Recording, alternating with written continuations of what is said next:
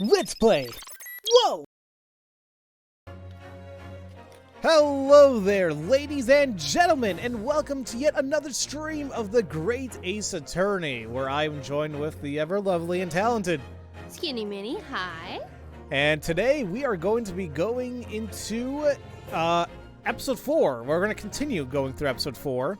I believe going to the second party investigation because there's still lots of things that we need to do. Yes. So, yay! So, you ready? Yeah. Let's go. There we go. Loading investigation 2 of the Clouded Kokoro. Kokoro. I want to say Chocobo.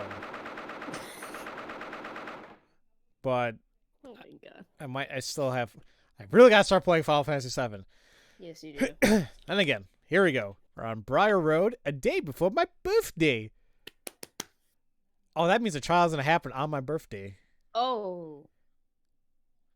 Well, You beat me to it. you can't steal my stuff. No, you're right. Alright, here we go.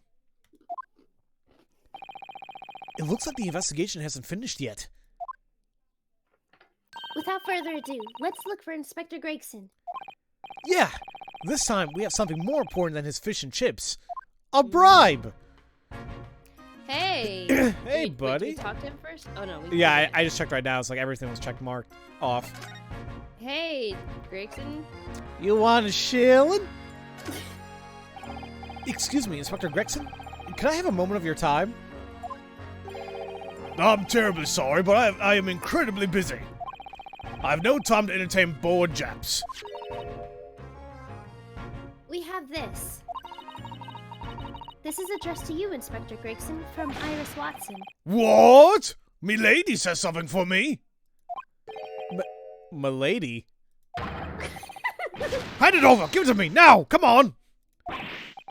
Whoa! He just snatched it away. You know, I might be peeking a little bit. I apologize, guys, ahead of time. I will fix that if I can. Tips fedora. M'lady? What exactly is this coin? Well, as you can see, it's a crown coin. However, this is no ordinary coin. This is, yes, one might call it payment for my performance. Performance? Oh, so you mean... Exactly. It goes without saying that this is for the adventures of Sherlock Holmes. My lady wishes to include my likeness in the story, so she rewards me with this. Aww. So it's not a bribe. Oh, okay, good. Yes, I know. No, I know. I have read of your great efforts. Well, to be honest, whenever I appear in the stories, I'm usually the butt of the joke. Aw. Sorry, what the hell's going on? Oh, sorry, I just got a weird text message. Okay. Okay. I know exactly how you feel. More importantly, is there something you'd like to know? Wait, huh? So, you'll answer anything the guy in the dark jacket asks, right? I can say nothing other than right. Now, inquire as you see fit. Go on. Very well then. We will take up your offer and ask but one single question. The two of us would very much like to know the location of Soseki's Natsume's flat. Oh, yeah, the culprit, right? Tiny little Japanese guy, big mustache. If you want to know, that perhaps shabby little residence stands in your field of vision. There. Is that Red House? It sure is. Uh-oh. It's that run-down house with that beat-up bicycle in front of it. Go to the second floor. It is far closer than I expected. The landlord of that residence should be a man named John Garrideb? Garrideb, maybe, yeah. Garrideb? Okay. At any rate, should you meet milady again, send her my sincere regards. Got it? Replay it to her sincerely. Make sure my regards are sent. Okay. Okay. Now, That's all I have to say.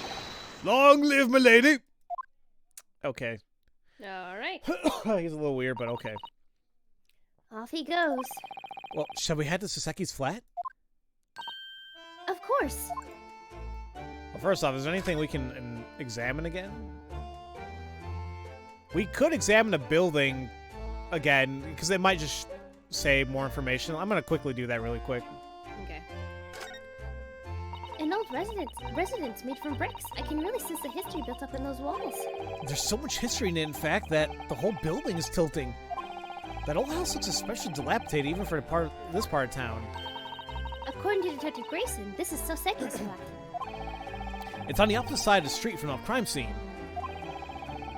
Getting wrapped up on an incident like this in a foreign land must be disheartening. Alright. That was the same. Like it was the same until they mentioned Soseki. Soseki's part. And I believe that's it. So let's go ahead and move over to his flat. I just realized whenever we move somewhere, Susato has something to say. Yeah. I noticed that, like, I think yesterday, and I like that because not only does it tell you what about the place itself, but she says something too. Mm-hmm. So you can read it if you want. The Soseki's flat? Yeah. We haven't visited this place yet, have we? I look forward to it. Okay. Something tells me it's going to be a very poor-looking place. Eh. I'm sorry, is that a cannon? We both. Or did you say that too? Oh, you said, I'm sorry, is that a cannon? I'm like, why is there a dress hanging over a cannon? I didn't even mention the dress. What the hell?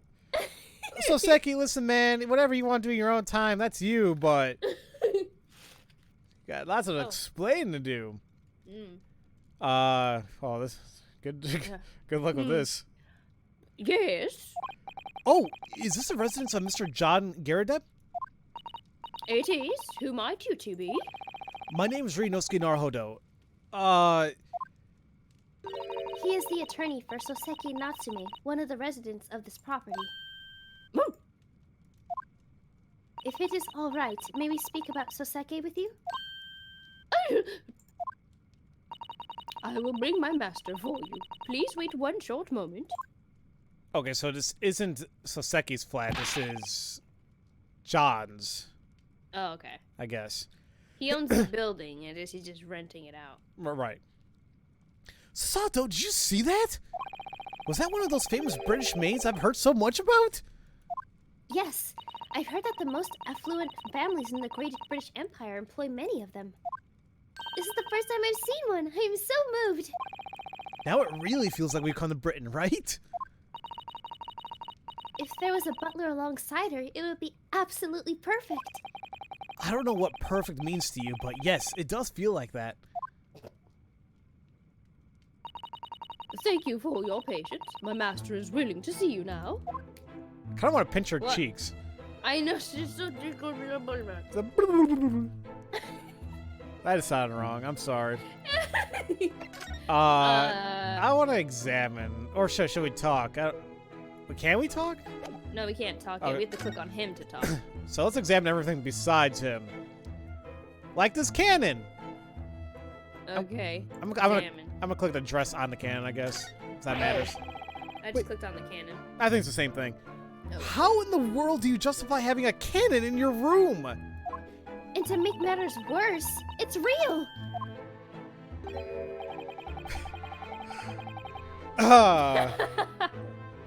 He's like a pompous. He looks like a moon. He does. Oh my god, And yeah. she looks like the sun. It's that Kirby boss I always despised when I was a child. Yeah. Okay. I said I wasn't gonna do this voice, but... Oh, that thing is nothing more than a worthless toy. Wait, huh? When I retired from the military, the army sold it to me. You know, in case the enemy ever attacks us, it's useful to have one lying around. To have a cannon? Lying around? Well, sure! In this crazy world we live in, you never know what just might happen next. Mr. Garrideb, what do you think could possibly happen? Well, so far, Joan uses to dry her aprons. According to her, they dry quite nicely when she hangs them there. It's almost as if the can itself is hanging its head in shame. Oh, okay. How about those books on the left? Sure. There are books piled up on the table. I suppose they enjoy reading.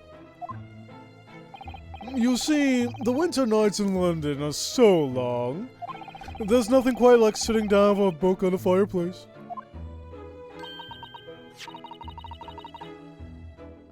What the heck? Hello? Oh, there we go. Oh. It was like, it stopped for me for a second. Uh-oh. Oh, it's a copy of the Strand magazine. Even Mr. Garrideb is fond of the adventures of Sherlock Holmes. Huh. Mr. Holmes really is a big deal, I guess. What about the uniform hanging up? Okay. This looks like an old military uniform. It's been brushed meticulously to pristine perfection. What? You mean those silly old rags? Huh? Well, this here's a piece of celebratory garb I wore for my retirement from the armed forces. I hate looking back in the past, you see. I had considered throwing it out, but, well, if I had to leave one thing behind as a memento of my life, I guess that'd be it. I see. I guess I shouldn't pry any more into this. How about the medal? Okay. This looks like a medal. It's set in a splendid decorative frame. It looks like the owner is quite proud of it. I'm a little worried about the way it's leaning, though. Oh, there! That's just an old hunk of junk. Huh? I don't know if this is a good voice or not. I'm just having fun here, but... Oh my god. Well, we haven't talked to him officially yet, so... Right. I could just toss the thing, but it would be inexcusably rude to the general. So as you see, I decided to just throw it up there on the wall. He says that, but it's framed high on the wall and is polished to perfection to boot. Part of the medal bears an inscription. Let's see. Good job, medal? Well then, that sounds like a medal even I could earn. Yes, well, what you see is what you get. It was their way of saying, good job! Every soldier knows that one's deeds cannot be measured simply by sheer number of medals. Okay. There's a painting right to the right of the medal that we can examine. I think it's of him. Is it? Oh boy. Okay. Examine! Good lord. And in this portrait, Mr. Garrideb is glaring in the viewer's direction. All of the smaller picture frames seem to display Mr. Garrideb's image as well. What's more, this is what looks like to be a statue of a lion as well. Rawr. Oh, that old thing. Oh, the neighborhood pawn shop shoved that on me. Wait, what do you mean by shoved? Well, you know, thrust. Sorry. The shopkeeper has a good head for the game. I always end up buying forfeited pawn items. Afterwards, I always realize that I don't really need any of this junk. Indeed. The lion statue does seem a bit unnecessary. Wow, Sato was pretty blunt about that. Well, yeah. Okay, let's take a look at the folding screen, or the... Oh, and there's more to the section, by the way. Okay, we'll go there after we're done here. Okay. Examine? There's a huge screen set up here, as if it only exists to block the way. Sorry. It almost looks like someone's trying to hide something. I wonder what's behind this screen. It makes me want to try and peek behind it. Maybe we should back off for now, Susato. That maid seems like she has half a mind to splash us hot tea. Please don't. Ahem. Ahem. I mean, it does look like it could be like a cabinet or dresser or something. Well, we're gonna have to look behind there eventually. Cake! Cake! Go to the right. Cake! Click on that cake. Look at this, Naruhodo. How lovely! These beautiful little pastries are arranged on cake stands. I suppose arranged is equivalent to strewn about half-eaten in her mind. Gracefully partaking in afternoon tea time is the way of the British. Master always enjoys 1 cup of tea paired with 2 biscuits. How delightful! Huh? Wait a sec. I see 10 biscuits lined up on this cake stand. Oh, but of course, it wouldn't be it won't do to be wasteful. Therefore, I take care of many biscuits that Master leaves uneaten. You don't say. What the hell happened to the wall right here? Where? Oh, ooh. Like everything's all smashed. Yeah. Well, also Lumiere is here from Beauty and the Beast. Oh, he is. You wanna click on him? I clicked on the wall already. Oh, whoops. Okay, I'll do the wall. There's a cupboard built into the wall. It seems very personalized. My, this really is a British cupboard. It's positively lovely. But the boards are all out of place, and the plates look a tiny bit smashed. No kidding. Just calling them broken would be the understatement of the century. I want milk and cake. Sorry, I just started craving that right now. I wouldn't mind milk with tea. Milk with tea? Milk and tea. Oh, yes. That was like that was my go-to drink when I was growing up. Now I want cookies, though. Well, you Like see, milk and cookies or biscuits. well, you can make that stuff, yeah? Oh, yeah, I have some muffin mix in my... Oh, I'm making some tea and muffins. And I get nothing. Well, I mean... Yeah. yeah. What do you want? What do you want me to do? I can't go all the way down there now. Anyway. Oh, perhaps that cannon over there might have destroyed them. Yeah. That sounds about right. I'm too scared to dig any deeper. All right, now we can examine Lumiere. What's his name? Lumiere. Lumiere. There's an old candelabra set up here for some reason. Cogsworth was my buddy. Oh, God, the clock? Yeah. Because I feel like he would be my spirit animal of that whole movie. Ah. Because Lumiere pissed me off as a child. Like, it's like, damn it, listen to Cogsworth. Oh, God, I'd be the feather duster. That's my spirit animal. You were the feather duster, though. Yes, Babette. She originally didn't have a name in the original, but they gave her one. Right, and I found it out from you. From when you were in a play. Yes. Hold is right. I'm sorry, what was that? No, sorry. I was going to make a joke, but never mind. No, please go. I want to hear it now. I was like, I still have some feathers in my car somewhere. Oh. In my, like, yeah, just because of the costume I had, it shed all the time. Nice. Oh, God. Okay, sorry, good. Very good. Old is right. The gold parts are all turned black. Oh, that's just a piece of cheap old iron. Well. Huh? That's the candlestand I used when I was studying for my officer's examination. It's so old that I should probably just throw it out, but, well, I mean, still works. Yep, keep it. I suppose that's true. I never thought that even something like this would have a story behind it. You could at least say memories rather than a story. What does it matter? The window. Yeah, there we go. Ah!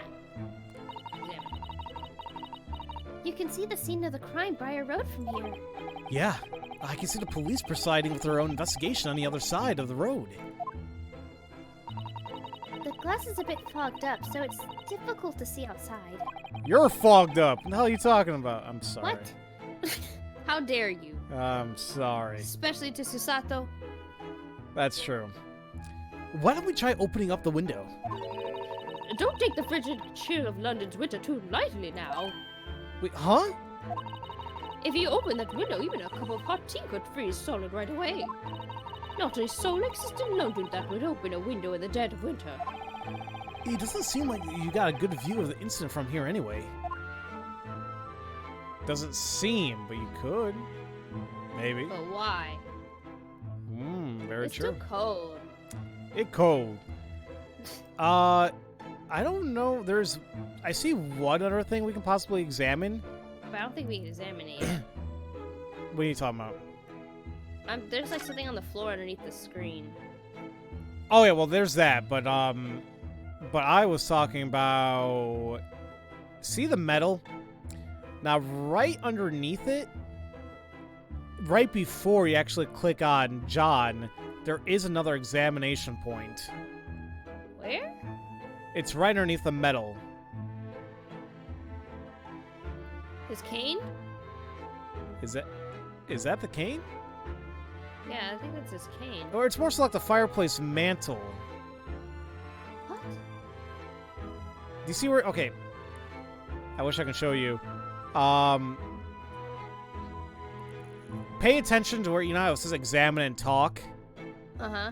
If you move it around, it will say talk, or then it'll say examine right next to them. That's not checkmarked. You see what I'm talking about? I think so. I'm just... It's like right to the head, or like northeast of the maid's head.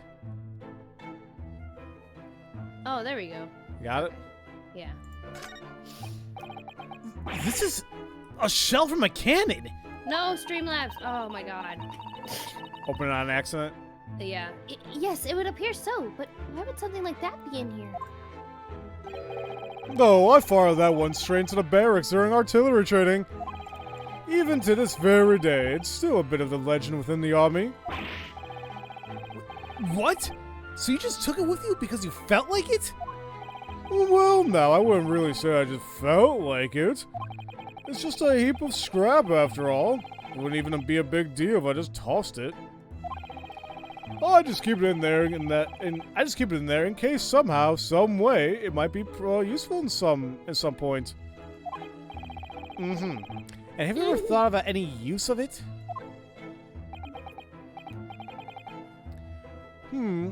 Oh, that's right. The other day, while she was cleaning the room, Joan dropped a blessed thing on my foot. Oh dear. For the first time in ages, the great John Garrideb wept a man's tears. Maybe you should get rid of that thing, then. Yeah, jeez. Alright, I want to say that is all that we can examine. Unless we missed something. No, wait, no, we can examine the floor. The floor? No, never mind, that's still talk. Never mind, I was wrong. Like, what are you talking about? Alright, let's talk to him. To John? Yeah. Okay. I think they're part of a set at this point.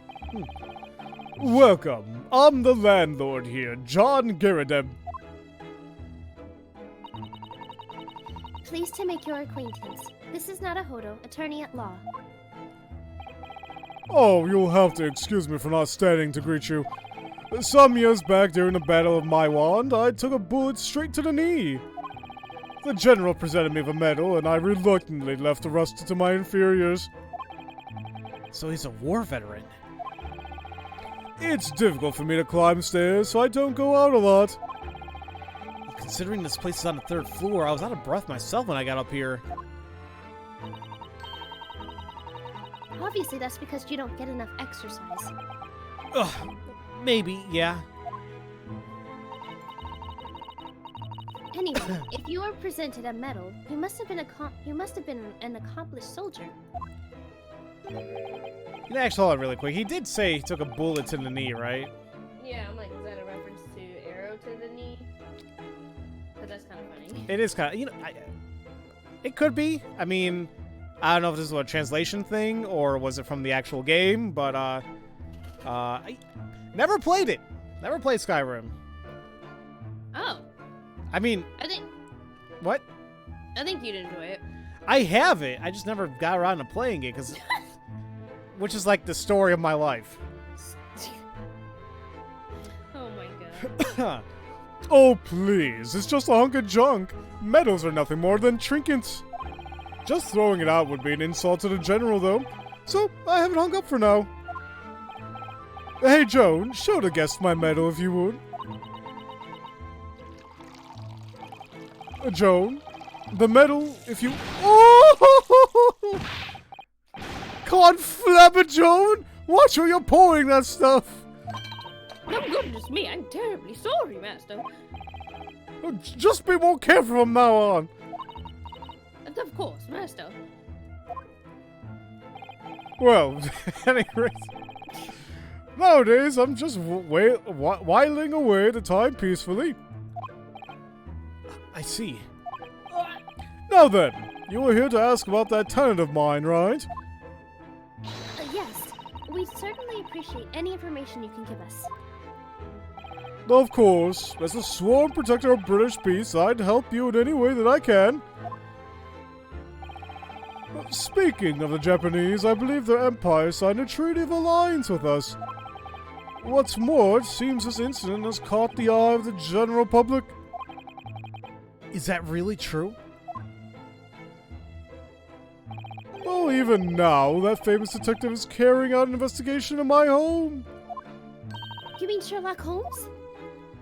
Oh, that might have been the one. I'm not really interested. I've never even heard of him. Oh, but isn't that an issue of the Strand magazine over there? What? Oh, no, that's, porn! Yes, that's right. Big titties. It's great. I'm sorry, I don't even know where I was going with that. Oh my god. Oh my god. The detective is currently investigating that Japanese man's room. He's in Soseki's room? Because of him, the whole neighborhood is gossiping about my home. For a retired man who only wants a quiet life, such gossip is indeed very troublesome. Okay. Soseki. Mr. Garrideb, would you be willing to tell us about your tenant, Soseki Natsume? Sure, but he's been living here for about a week. A week? Wait, only a week? So he moved in quite recently then.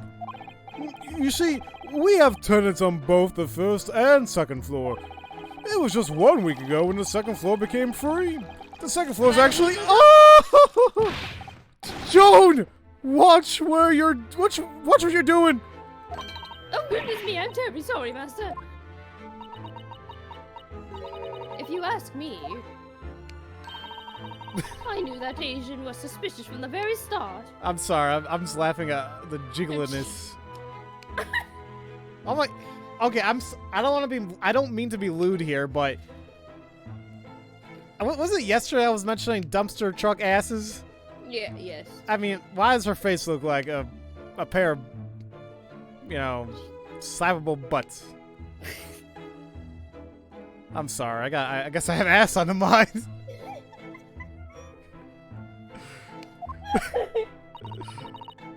Oh. Oh my god. Do you really think so? That man is always sweating bullets, with his eyes darting all to and fro. Everything about his demeanor practically screams suspicious. You could tell it was only a matter of time before he snapped. I had no doubt about it. I should make sure that this maid doesn't get called to the witness stand. Was there anything else you found suspicious? Why, yes, there definitely was. She really perked up at that question. Oh, strange tenant. Was there anything in particular that struck you about your tenant, Soseki Natsume? No, yes. Everything about him is suspicious. Everything? He'd always be reading incomprehensible books, cooped up in his room like a hermit. He never speaks to anyone, and he's never had a single guest. Every day he goes to the used bookshop, then he comes back at 5 p.m. to turn on the stove. And he also stays up later than anyone else in this home. Is that so? The first floor tenant typically calls it a night after around 9 p.m. As for that man, he never gone to bed at earlier than 2 a.m. Okay. Can I ask you something? What is it? Miss Maid, why are you so intimately familiar with Soseki's life and habits? No! Because Soseki be... You know, never mind. No, I can't. I can't. Ooh. It has to do something with clapping, all right. Oh, Them cheeks. he clapping them cheeks. You go, Soseki. Excuse me.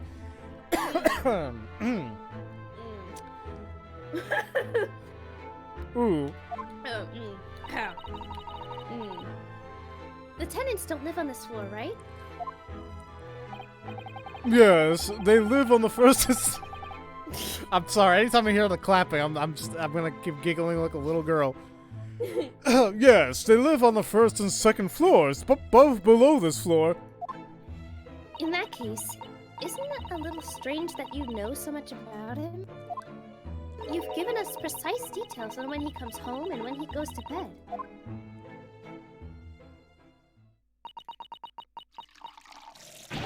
Yo! Joan! Watch what you're doing! Oh, goodness me, I'm terribly sorry, Master. Sasato does have a point, though. It did feel as though the maid knew more than she should have. That is weird. Okay, 2 days ago. Well, as you might know, the incident occurred at about 5 p.m. Did you happen to look out the window at all during that time? The window, We noticed that your window faces Briar Road. The incident happened on the pavement at the opposite side of Briar Road. Did you perhaps catch sight of any suspicious individuals outside, or for example? 5 p.m. is typically about dinner time in our household. Unfortunately, I don't recall anything abnormal. What about you, Joan? I didn't notice anything either. The sun was setting, so it was starting to get dark. Not to mention the fog. I imagined it would be difficult to see so far away. I see. Did anything else happen unusual? Did anything else unusual happen at all? Anything unusual? It could be anything, really, even something that seems unrelated to the case. Oh, in that case. Did you notice something? Well, it's probably not worth mentioning, but when the crime was committed... No, tally-ho! Joan, watch what you're doing! Oh, goodness me, I'm terribly sorry, Master. Just be more careful next time. Of course, Master. But might I interject, Mr. Attorney? Sure, what's on your mind? From what I can remember, nothing at all worth discussing happened in this home, I do believe. Notice how... Okay, no, she's hiding something. Yeah, I'm gonna state it. Please don't confirm or deny, but she's obviously hiding something. She deliberately stopped him from saying something, so... Yep. How much damn tea is in that pot? Damn. Is that true, Mr. Garrideb? You sound like you had something to say. Oh, no, it was just that. Oh, my God! Joan! Get it together, please! I'm sorry, Master, but I truly do believe there's not much to be said.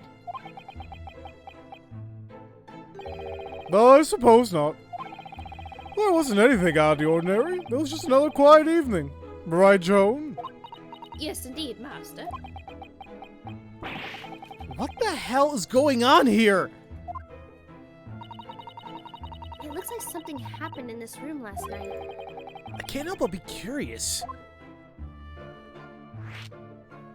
Okay, can we go look at Soseki's room?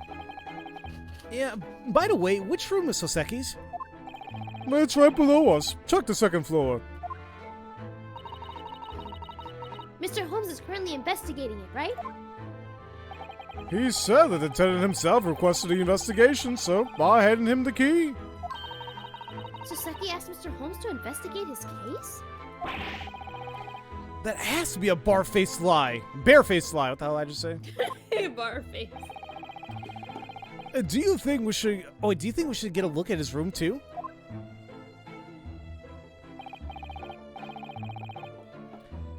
Oh, sure. I don't mind. It's right down the stairs. I'm not sure if we'll find anything of use in Soseki's room, but...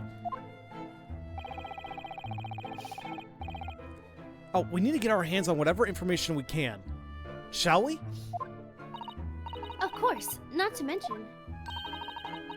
We can ask Mr. Holmes plenty of questions as well. All right. Hey, I guess we move. Whoops, daisy. New destination has been added. Soseki's room. Oh, she says the same thing all over the place. We haven't visited this place yet. We'll look forward to it. I guess she changes it whenever we actually do look at it. Oh, okay.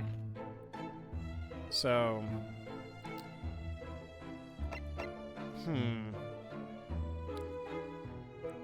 Could you bump up your audio just a teeny bit? Oh, mine? Yeah, I guess you're still a little low.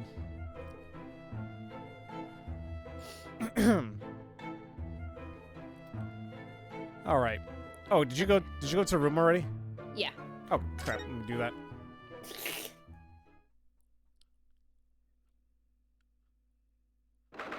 I mean, holy crap. Yeah. Hey, he has that man. The good luck cat? Yes. I was like, I know they mentioned that in the Somnium Files. I'm like, I forgot what it was called though. Oh, he has a real cat. Where? It's a calico. Right, it's kind of in the middle. It's sleeping. Oh, the text is over it. Yeah. Well, this is pretty amazing. What a stifling stench. I feel like I'm about to choke on the air in this room. Is it coming from that huge mountain of old books? Oh, there's the cat. Oh. The hell is she looking at? She's freaking me out. Yeah. I've never seen this many books. I haven't either. But still, it's so dark in here.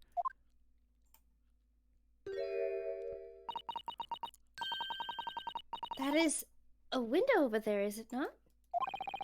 Rather than a window, it looks like something that was once a window. It looks like it's been filled in using bricks and mortar. Does Soseki really live in a room like this? By the way, I don't see Mr. Holmes anywhere. Good. Huh. Oh, you're right.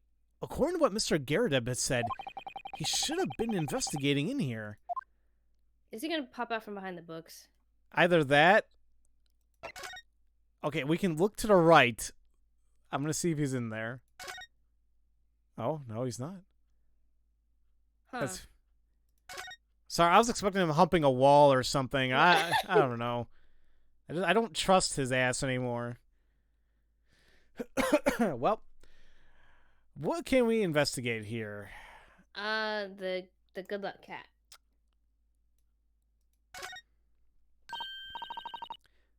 Look, it's a beckoning cat from back home. I'm so sorry. That's going to bother me just a teeny bit that the text is on the bottom. Yeah, that was weird. I mean, I understand, things like that happen, but just like, it's jarring. He must have brought this from Japan. Well, you brought that huge Daruma doll with you. I don't think you have any room to talk. Anytime I think of Daruma doll, anime. Yep. It's always an anime. I'm ill at ease in a foreign country. I just want to have a good luck charm.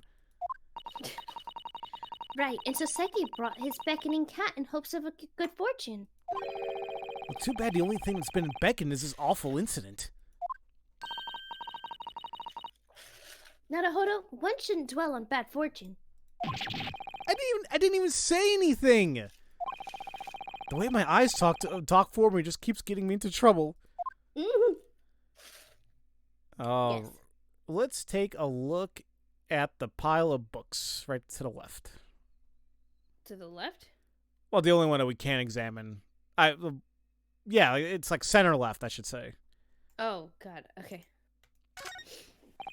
A ridiculous amount of books are piled up in a veritable mountain of stories. They're all on English literature, and they're all considerably old and dusty. There are more than enough books here to last a lifetime, don't you think? No doubt. It's like a dream come true. It's more like a nightmare, in my opinion. I'm sure whichever poor book is at the bottom won't even see the light of day again. Think of it as a once-in-a-lifetime experience. Just a perfect tea ceremony. Well, this is the last place I imagined tea ceremonies would come up. Let's take a look at Kitty. Kitty. I. Stretchy. So cute. Where are you going? Oh, what a darling cat. Maybe he's a little watchman, here to guard the books while the master's away. He's not doing his job very well. He just jumped into a mountain of books. It looks like a little calico cat. I guess they have those here in Great Britain too. Perhaps Soseki brought him here from Japan? Suddenly, I feel so homesick for Japan. You've only been here for 2 days, though. I just want my hamburgers. Eat your hamburger, Apollo. Eat your hamburgers, Apollo. Sitting there holding sushi. Just the face that Phoenix makes. He's like, eat your hamburger, Apollo. Should we The exam? desk. Yes.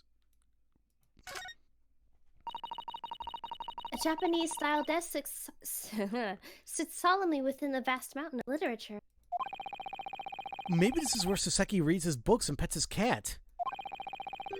I bet he even dreams of being smothered by those old books. And by that maid. You guys should see the face I'm making right now.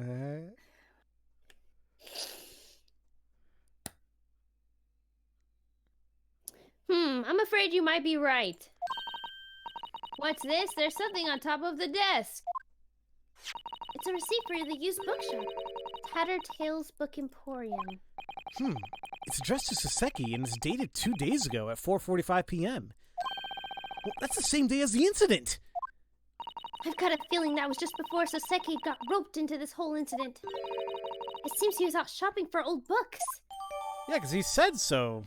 He said that's what he was doing. Receipt showing that Soseki bought books from the used bookshop before the incident occurred, found in his room. Let's take a look at that. Oh. Let's see. Yep, February 17th, 4:45. Monsieur Lecoq. That's a weird book. Okay. 20,000 Leagues Under the Sea. I heard it's a very good book, but I never actually read. And then the Canterbury Tales. I think I heard of that too. Yeah, I heard the Canterbury Tales and 20 Leagues Under the Sea, Now, 2 shillings received in payment. Now, wait a minute. So what does it say, like 5 day, or is that day? Or what does it mean, like 5D, 4D, 1, comma 3D? What is that? I don't know. Because I thought when it's you? See, that's what I thought. But he bought these books, right? Like he didn't rent them. This isn't a library, is it? Maybe, I don't know. It could be a currency. I just don't freaking know. But then again, now why one? Unless that's supposed to be a 1.3. Yeah, because I think they use commas instead. They use commas instead of decimal points. Okay, so yeah, this must have been the pricing then. But then wait, this is 2 shillings. See, that's another thing that's gonna get me. Like, each thing is like different. Like, they have whatever D stands for, but then they also have shillings could mean like equivalent to this, you know? Yeah, maybe the D is like a currency that's less. So maybe that equals up to 2 shillings. What is that? 5, 4. But I still confused. Okay, wait, 5, 4. That's 10.3, right? Mm-hmm. Divided by 2. I'm not even gonna. Okay, this isn't freaking blatant or any other puzzle game. I'm not gonna worry about this. All we know is that 2 shillings. I think that's important. 2 shillings, 3 books, all different priced. So there you go. Wait, hold on. Oh, what? The people. Hold on. The maid, we don't know how old she is, but John is 46. Confined to a chair due to a knee injury. All right. No. Examine. I guess the window? Yep. This is a window, I guess? One would think so. For some reason, this one seems to have been completely covered by bricks. Yeah, this might as well just be more wall. Why in the world would someone do this? Don't ask me. I haven't the foggiest idea. Perhaps Soseki had an episode one day and chose to build the wall right then and there. Yikes. It's scary because it sounds like something he would actually do. Either way, the lack of a window has caused the air in here to get all thick and heavy. Being in this room makes one's mood rather heavy as Actually, I think people were discussing the reason as to why. I guess this is common back in the day. They had something called a window tax. Oh, yeah. And to avoid it, they would brick up their windows. It actually reminds me of something that our governor did, apparently. He, in order for his place to be considered uninhabitable, and to lower taxes by a crap load, he removed the toilets from his place. Oh. Because if you don't have any toilets, then the building is automatically considered inhabitable.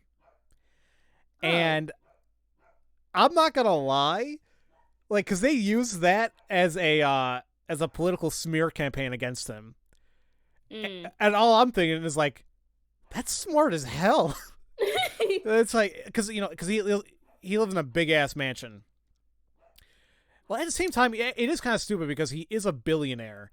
His family co-owns and co-found the Marriott or the Hilton. No, one of the big ass hotel chains. So he comes from money.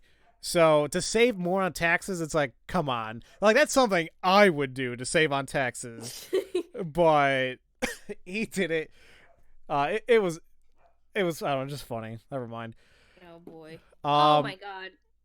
What, are you okay? Yeah, go to the right. Oh, God. Of course. You know what? No, I'm not even gonna bother. Shut up. I'm not even talk to him. There. If you take a look on the floor, we can examine it. Okay. There's scraps of paper with English words scribbled on them. It looks like there's overflowing from the rubbish bin. Maybe he was feverishly doing research with remarkable intensity. Or maybe, just maybe, he's remarkably lazy when it comes to cleaning up. I suppose it's not my place to judge the man. Do I You have to. I don't want. I mean, he's a cool character and all, but he just bothers me. Wait, there's something to click on though. Still on the left. It's like hanging on something by the pile of books. Do you see it? It's to the left of the books. Like no. Oh, there it is. Yeah. Got it. Okay.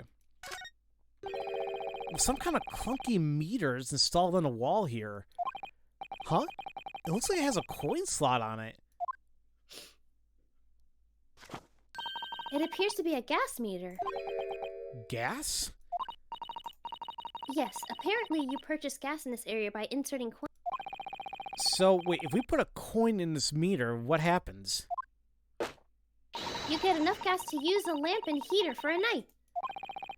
In other words, the penniless poor have to spend a night freezing in the dark. Yes. Then again, I suppose rich people who only carry paper money would suffer the same fate. London is a scary place.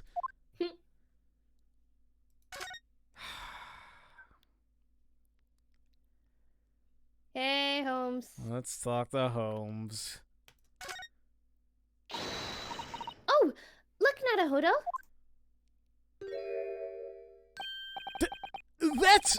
Wait, when did he get here? He seems to be busy with his nose deep in a very old-looking book. In any case, let's call him over. Hey, Mr. Holmes! Why, hello! It isn't you two! As I recall, you two, Indeed, we were together on board the SS Eclair.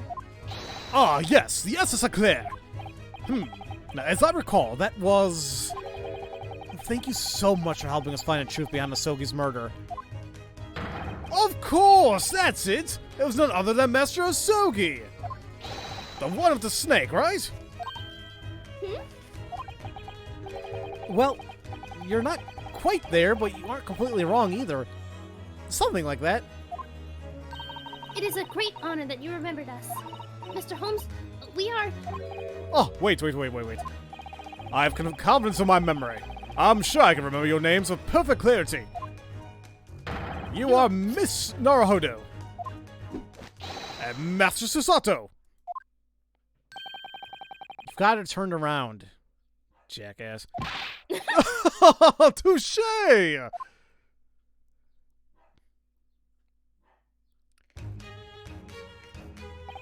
On the day that we arrived in London, I was hoping I could invite you two to my home. But those dastards from the yard caught me at my station and rushed me back to a crime scene.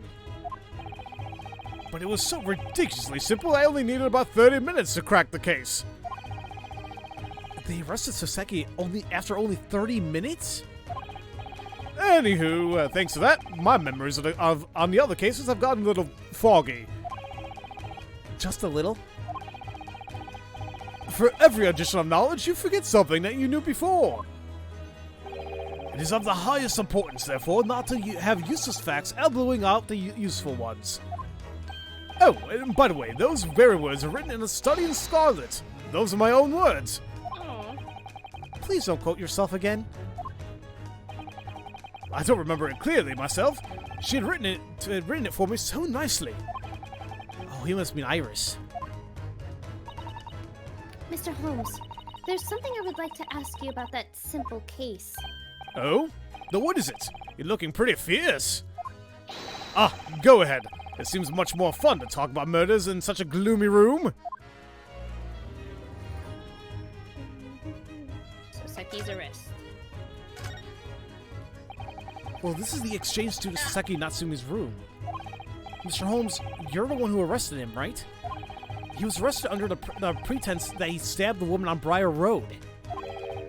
Soseki. Yes, I believe that was his name. But Soseki says he didn't do it. Yet you arrested him despite that. I don't think that's fair at all. Whatever do you mean? I'm afraid I don't understand, Mr. Sato. Mr. Holmes is really going to play dumb while he looks Sato straight in the eye? No, I'm not playing dumb at all. I think the two of you have come to some sort of misunderstanding. Misunderstanding? Excuse me. You okay? Yep. Misunderstanding? I have no recollection of ever calling that poor imposter Japanese man the culprit. What are you implying then? If you want to know the request I received from Scotland Yard, you word for word. A man escaped from the crime scene. We want you to find both his identity and location. A man escaped? There were a few books that had been left at the scene. Judging from the book plates, it was clear that the book was purchased from a local bookshop. After I spoke with the owner, it wasn't long before I arrived at this room. And that's all. I believe that receipt from that book is somewhere around here. Then, are you saying that Soseki isn't the culprit? Well, who's to say? I certainly wouldn't know. I came back because it started to pique my curiosity, but there are just so many intriguing books here. I would very suddenly find myself reading them. Of course, by no means was I doing this just because I was bored, really. Alright, Landlord Garrideb? Oh, that reminds me. Have you already met with the landlord of this flat? Yes, Mr. Garrideb, the retired soldier. It is the first time I've met someone from the Great British Empire's military. And it was the first time I've ever met a maid from the Great British Empire.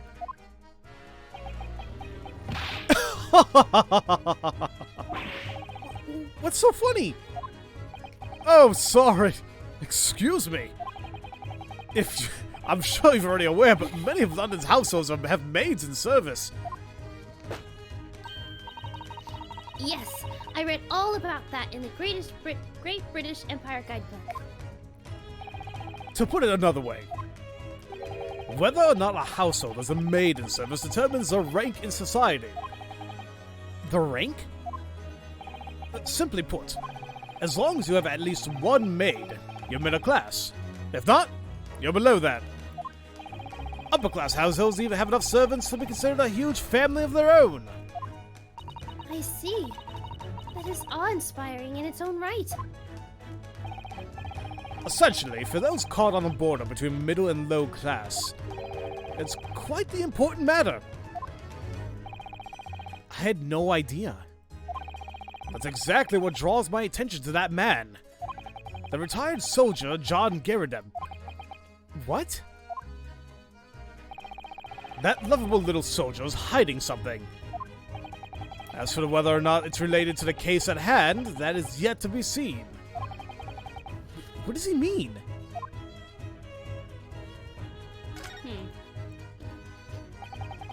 You know, I must say, though, this really is quite the gloomy room. If I was stuck in this room for long enough, I would be sure to stab someone sooner or later. Soseki didn't stab anyone. Well, like I said, sooner or later. That's not what I meant. Well, speaking of how gloomy it is in here, I can't help but wonder why there aren't any windows in this room. Oh? Well, I guess it wouldn't be right to say that there aren't any at all, but they're all completely covered up with bricks. Oh, yes. The answer to that is simple, actually. It's because of the window tax. Window tax? What the hell's that? What in the world? You can't be serious. They taxed you just for having windows installed? That's exactly the case. Well, that's stupid. That is really stupid. Like, what? God. Long ago, British taxed its citizens based on how many windows their homes had. The poor and penniless rushed to paint over the windows in the houses that they inherited. On the other hand, the rich would put windows all over their premises. Apparently, they were trying to gain favor by paying exorbitant sums to those in power. That's downright horrible. Nobody should have to live in a room with no light. Well, because of that, an epidemic began spreading throughout the country. The window tax was abolished about 40 years ago, but well, even now, there remain traces of the effects it had. This flat is one of many examples. I wonder if Soseki's not receiving enough exchange student allowance. Probably not. From what I've investigated thus far, he's renting this room at a rock-bottom rate. That's probably because of just how terrible this room is. Well, supposedly, Soseki moved into this room last week. Yes, it appears so. However, there's reason to believe that this room isn't cheap merely because of how run down it is. Huh? Ah, pay me no mind. I doubt it has anything to do with this case anyway. No, I can't help but be curious.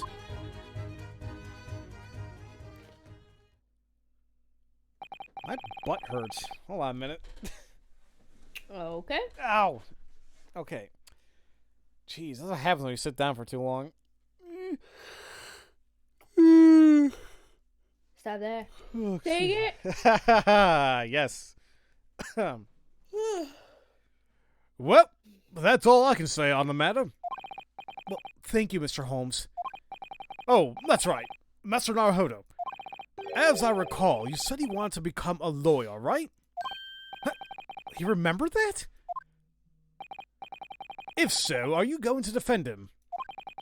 The tenant of this flat. Master Soseki, right? I don't know. What do you mean? Well, the truth is, I already stood as an attorney in this country just yesterday. Oh? That's amazing. It looks like your dream didn't take long to become a reality. But I'm so lost. I've lost sight of what it means to believe in my client. Believe, huh? Hey, Mr. Holmes, there's no way that Soseki is the culprit, right?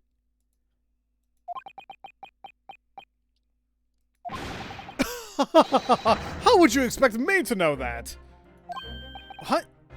But didn't you come to this flat to investigate the stabbing? Well, yes, that was my intention at first. But there was this endless pile of intriguing books, so I lost myself in the joys of reading. I see. Anyway, there are two truths I've come to understand.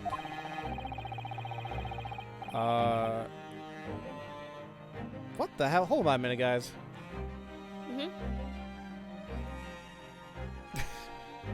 Sorry, I just got like a really dumbass comment to one of my videos. Oh. Like, that was like, it caught me off guard how stupid it freaking was. Alright, sorry about that.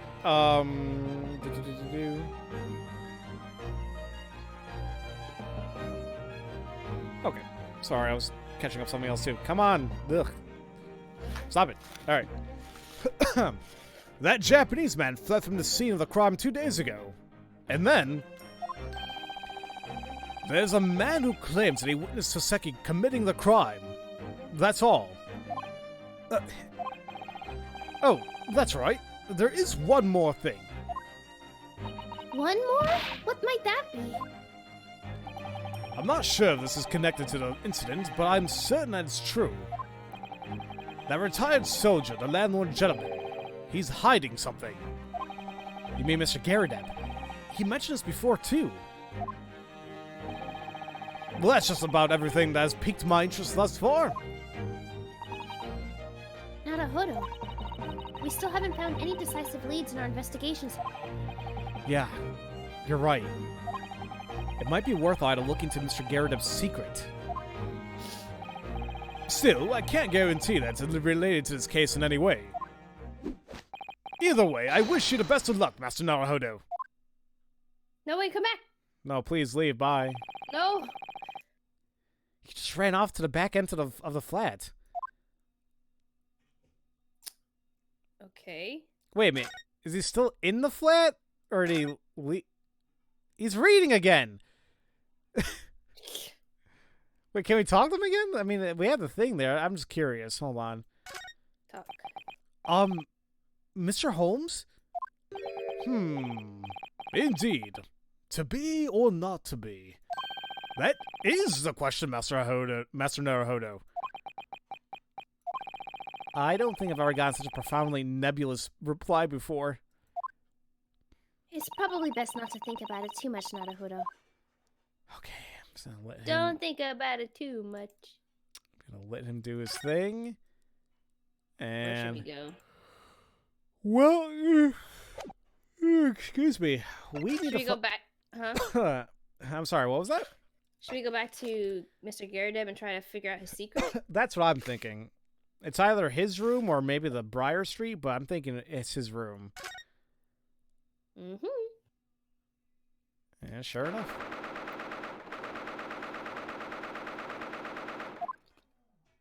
Oh, you two again.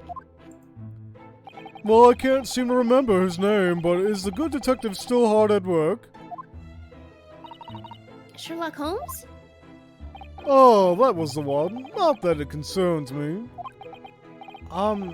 Yeah, he seemed to be very content with the progress of the investigation. Oh, that's just wonderful. Joan, another cup of tea, please. So, did you both... No. Joan, watch what you're doing. But Master, it is almost time for your meal. Yes, so it is. Friends, I kindly request that you would be on your way. Oh, all right. You have been a great help. Thank you. Oh, not at all. It was a pleasure to have a chat with you from a faraway land. Well then, good luck to you. Now, if you'll excuse me. According to Holmes, Mr. Garrideb is hiding something from us. As of now, we have no leads, but I wonder if we can dig something up somehow. I see something on the right. I'm afraid to look to the right. Do you see that already? Don't tell me it's him.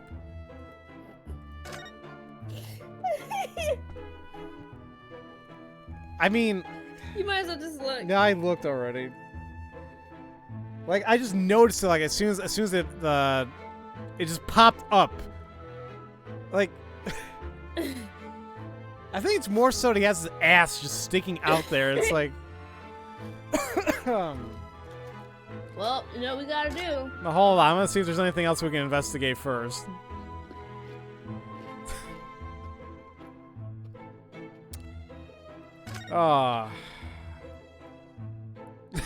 Just the idea that happened. I mean... okay. Let's talk to him. What in the world is he doing there?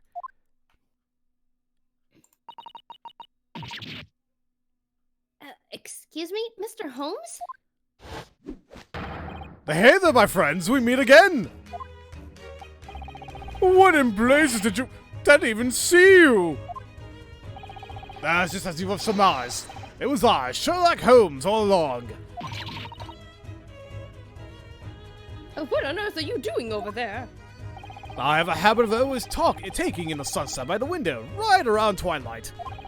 However, there doesn't seem to be a single window in that delightful little room. So as you can see, I took it upon myself to quietly borrow this little window instead.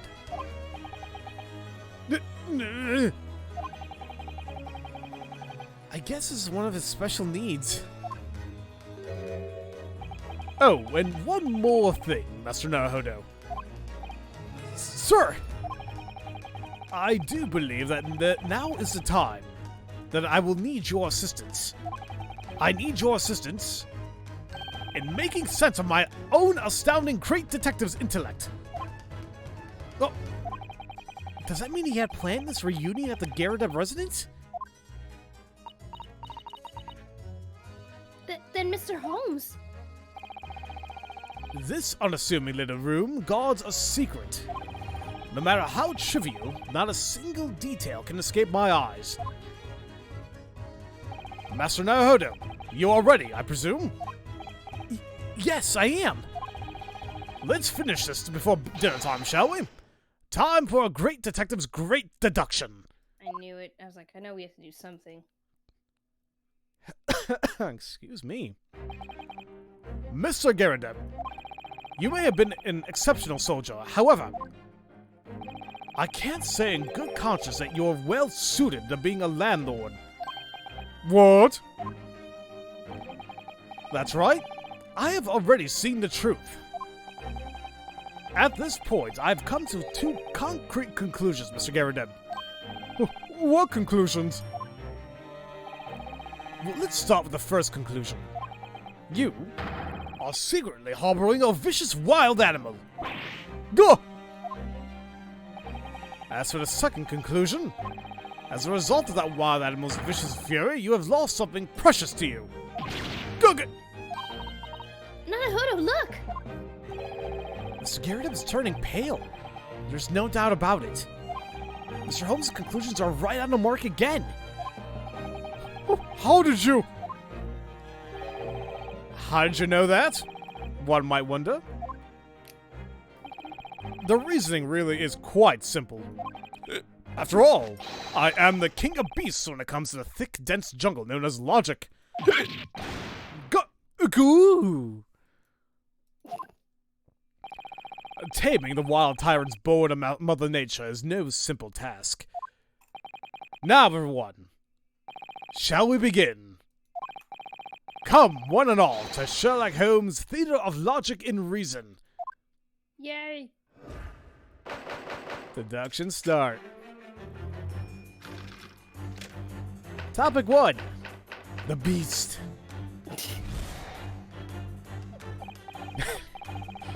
Now, boys and girls, you shouldn't need a great detective's guidance to see this one. Because it's abundantly clear that a most fearsome beast has run amok in this very room. Now what, you ask, is the identity of this mysterious beast? Oh? It would seem that our good veteran's eyes tell us more than one ever could expect. What? The answer lies within your very line of sight. The identity of the beast that laid waste to this den is revealed by the lion statue. Despite your status of a soldier, you're horribly destitute, and you appear rather frail at that. Because of this, you cling to a certain wistful admiration of the great king of beasts, the lion. What are you talking about? You became consumed by your burning admiration of the beast.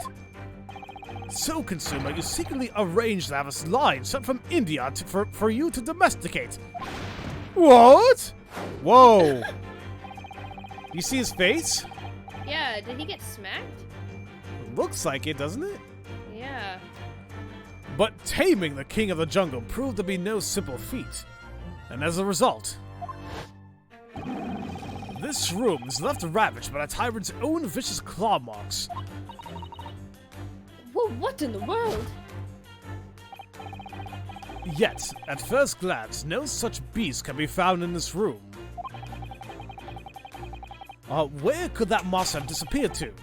The answer lies, if I may, madam.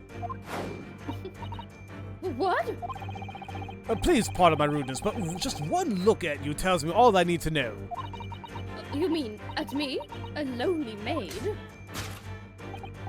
Why, even your pocket alone reveals the whereabouts of our disappearing beast. I'm sorry, I thought I noticed something back there. Could be wrong.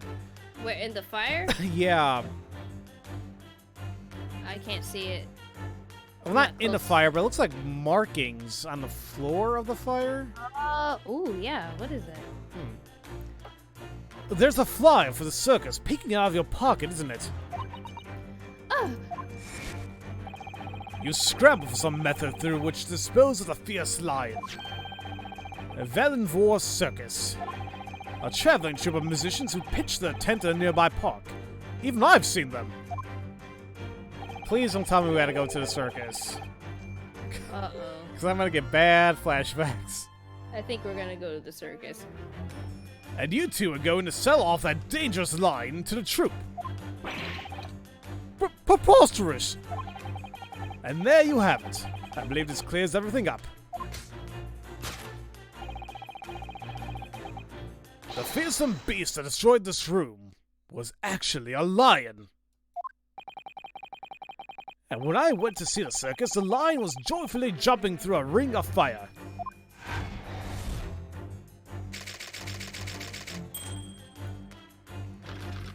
Topic 2. The Rampage.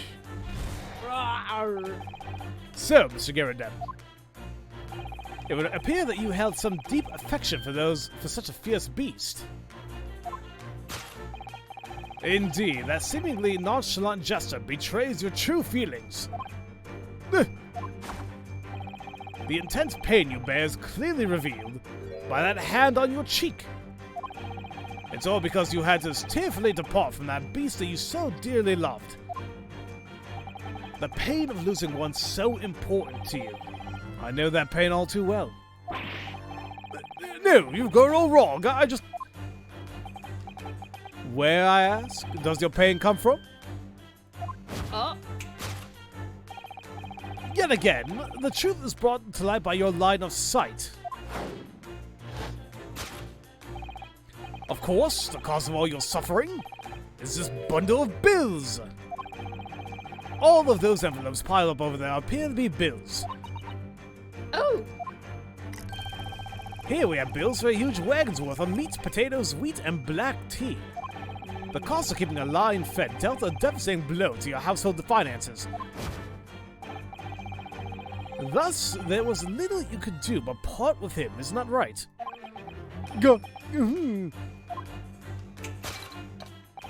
But then, in a final act of reckless violence, the beast attacked once more. Attacked? And the traces of a great rampage are clear. See the carpet below us, torn to shreds. It looks to be a high-quality carpet woven from wool. Why did something so horrible have to befall such a lovely carpet?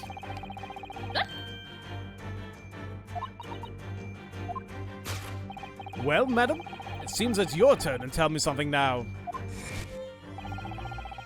And the answer to my question is in your eyes. What was it that left the carpet in this sorry state? The evidence lies in the cake stand. There's nothing in the world more dangerous than a hungry lion. I believe a certain great queen once said, if there's no bread, let them eat cake. It's safe to say that food is a catalyst for all great tragedies. What do you mean? Having grown sick of the taste of cake, the beast set his sights on new prey. And what prey fell victim to the tyrant's fury? I think it goes without saying. There's room for only one conclusion.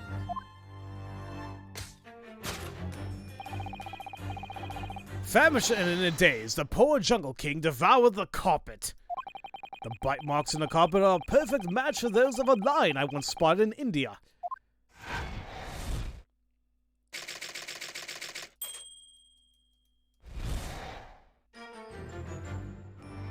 And there you have it. The great deductions of Sherlock Holmes has been revealed. Oh boy. Oh my god.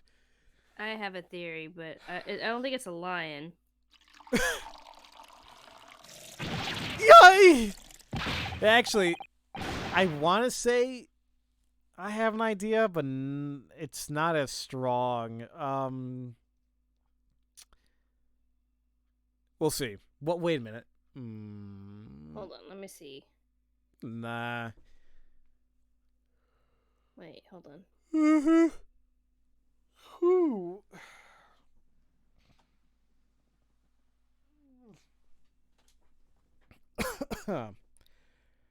Okay, I just sent it to you on Discord, what I think. Alright, let's see what you wrote. Yeah, that's kind of what I was leaning on. It's just more so of like, do we have that info, you know? Right. Okay. Joan, the tea's spilling! Spilling, I say! Oh, dear me, Master, I haven't even noticed. Well, spilling your tea in the face of my impeccable logic is to be expected. I've heard tales of a housewife who spills tea as tears as well as tea. Why? Excuse me, Mr. Holmes? Can we have another quick talk? Oh, but of course, Master Naruhodo. What's on your mind this time? Well, it's about your logic. Do you really think there was a lion running around in that cramped little room? Indeed. It seemed the only plausible explanation I could think of. Don't you mean plausible? Quite a frightful notion. Certainly not a theory that mere common sense could come up with. Don't you dare ignore my pun. Okay, then good job. Yay. Well, maybe you should try using a little more common sense in your deductions. Suppose some sort of lion really did rampage in this. I can't imagine how Mr. Garrideb and his maid both made it out safe and sound. Oh, please, is that all that's bothering you? I'd wager they continued they countered his onslaught with a great big cannon to the face. But how could you have sold it off to the circus? And let's put the issue of the meat and potatoes aside for now. This is the first I've heard of any lion drinking black tea. But you see, Mr. Sato, here are my thoughts on the matter. No matter who or what you may be, when you come to visit the great British Empire, the right to enjoy afternoon tea is a privilege shared equally by all. That's a very admirable position, I suppose. Moving on. Now it's our turn, Naruhodo. Right, I figured as much. Let's give Mr. Holmes' reasoning a little push in the right direction. At last, this is the moment I've been waiting for, Master Naruhodo. I still have no idea how this deduction is supposed to relate to the case, but the pursuit of truth can't possibly be a vain effort. At least, I hope not. Now, everyone, shall we begin once again? Come, one and all, to Sherlock Holmes' Theatre and Logic and Reason.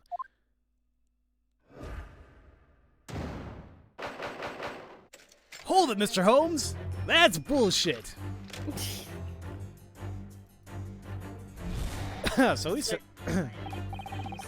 So he said all this already.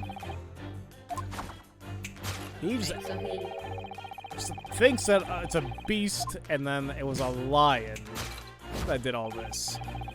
But we know that ain't true.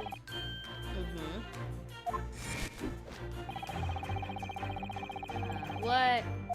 What? The answer lies within your very line of sight.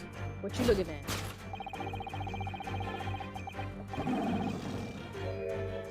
Okay. I find it hard to believe that he'd bring a lion in here. Well, one look at Mr. Garrideb's reaction should tell you that it's indeed true that some manner of beast destroyed this room. Wow, that sounds crazy. But at any rate... We can be certain that it was not a lion in it. Well, in that case, what could this beast have been? Focus on Mr. Garrideb's line of sight. It must be where the truth lies. No. There's a photo. Yes, I knew it. There's a photo? There's something behind the lion statue. Oh, crap. I was looking at the, to the left of it. Yeah, let's examine that. Oh. Wait a minute. I'm sorry. How come she... Never mind. Well, this photo... It looks like to have been taken on his wedding day. He looks incredibly happy here. I'm glad he's happy, but we can't see his wife's face. Unfortunately, the glass is cracked beyond all repair now. I wonder what happened, but maybe I shouldn't think too hard about it.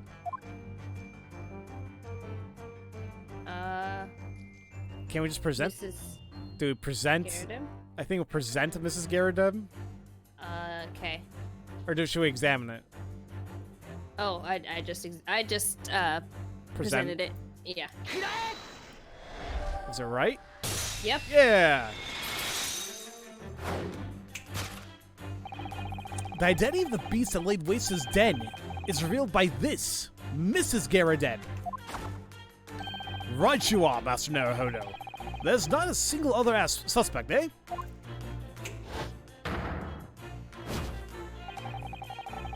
Ooh. The speed really slowed down there. I'm not sure, it doesn't like this scene. The person depicted in this photograph is your wife, is it not? Sadly, with the photograph in this state, we are unable to see her face.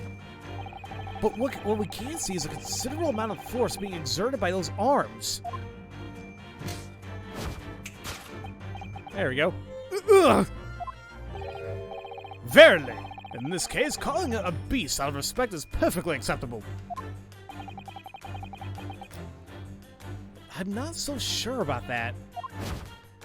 Regardless, the one that truly went on the rampage in this room was Mr. Garrideb's very own wife. Go! This room is left ravaged by the tyrant's own vicious claw marks. Well, what in the world? Oh, yeah. So we did this. The first cause of no peace was in this room. What could that monster disappear to? Answer lies, if I may, madam. What? Please. Rudeness, but just one look at you tells me all I need to know. You mean at me? Oh, lily maid. Excuse me. Her pocket. What nerve you have, putting a frail lady on the spot and calling her a beast? Well, I'd say the jury's still out on how frail she is. Indeed, his wife does seem to be missing from this room. Then the clue that reveals her location must be hidden somewhere on the maid's person. Where could Mr. Garrideb's wife be? I mean, we already know. I think we know what it is.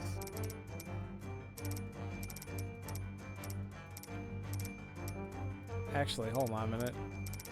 Eh. Yeah. Find something. Yeah. I found it. I just went all the way around. Oh wait, is that it? I can't see. Oh, there it is. Yep. Found it. Yeah. Present or examine? Let's examine it first. The maid is wearing an enormous ring. And is decorated with the sunflower pattern. Plus, she's wearing it on her ring finger. It must be a wedding ring, I'm sure of it. With fingers like that, I doubt she'd ever be able to take it off if she tried. You really shouldn't say things like that. You're calling she has sausage fingers? Oh my god. You know, It's not Pluto.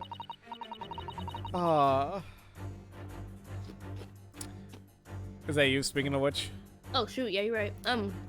Speaking of which, do you remember that photograph we saw? Wasn't there a very similar ring with the same sunflower motif? Oh, there was, huh?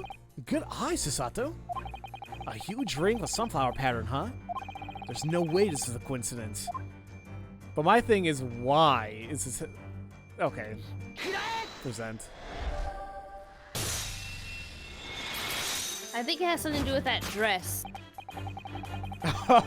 Maybe. Why, even your wedding ring alone reveals the whereabouts of our disappearing beast.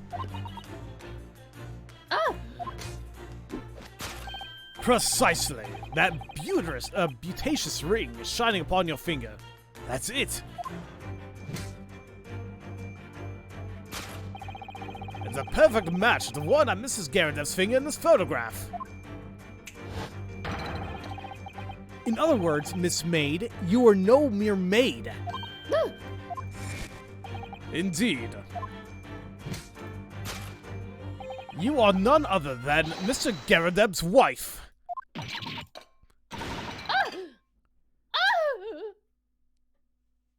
Okay. I'm not gonna say a joke I was gonna say. Don't you dare. Well, I'll be. I should expect no less from the great detective. You guessed right. This is my wife, Joan. You see how she looks now, but back in the day, she was radiant, a real dancer. Wow, dude. Wow. From what I can see, your life is anything but radiant. As you, a retired veteran, would have been reduced to renting out vacant rooms, yes? Oh. As such, you lacked income to hire a maid. Am I mistaken? But, as former captain of the 3rd platoon, I still have my pride. Yet now I can't even hire a single maid. Isn't it just pitiful? Now here in London, whether or not your house has a maid at its disposal is effectively the borderline between the lower and middle classes. If you ask me, if I feel like it's pointless to worry about over things like that, then the beast, I mean, your wife, is pretending to be a maid? But that about sums it up. What do you have to say, Mr. Garrideb? No, of course, it's only when visitors come calling. Please, keep this a secret. No! No! Not a secret. Confidential.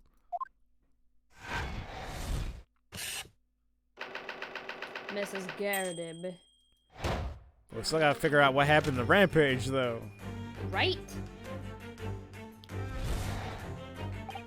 So, Mr. Garrideb, it would appear that you held some deep affection for such a fierce beast. Indeed, that seemingly nonchalant eyes said this already. Blah, blah, blah, blah, blah. It's a hand on your cheek. Wow, good old Mr. Holmes is still treating Mrs. Garrideb like a beast. Speaking as a lady myself, it makes me feel almost as bad as she does. Almost. Anyway, Mr. Garrideb's wife is standing right in front of us. That means that he didn't lose any beloved beast. Oh, you're right. If we take that into consideration, then perhaps there may be some other meaning behind the way he's covering his cheek. In Mr. Holmes' own words, Mr. Garrideb felt some kind of pain. I should think about what Mr. Garrideb's expression really means. Ow. I was right. Oof. Oh my god, sir? That is a Wow. big ass slap. Examine. Mm-hmm. Whoa! His face is all red and swollen here. I know that mark anywhere. It's the result of a bona fide open palm slap to the face. It must have been a really intense slap to leave such a clean mark. Such astounding finesse. I've never seen such a beautiful slap. But then, who do you think could have slapped him like this? Gee, I wonder. It's not like we have a ton of people to choose from. Okay, let's present the slap mark. I did. Ah! Shoot. The intense pain you bear is clearly revealed by that slap mark. The aftermath of a slap from a considerably strong arm remains engraved on your cheek. Bitch, where's my money? Madam Joan Garrideb, I can only assume that this was your doing. Oh dear. And you, John Garrideb, you were hiding your pain from us. Go!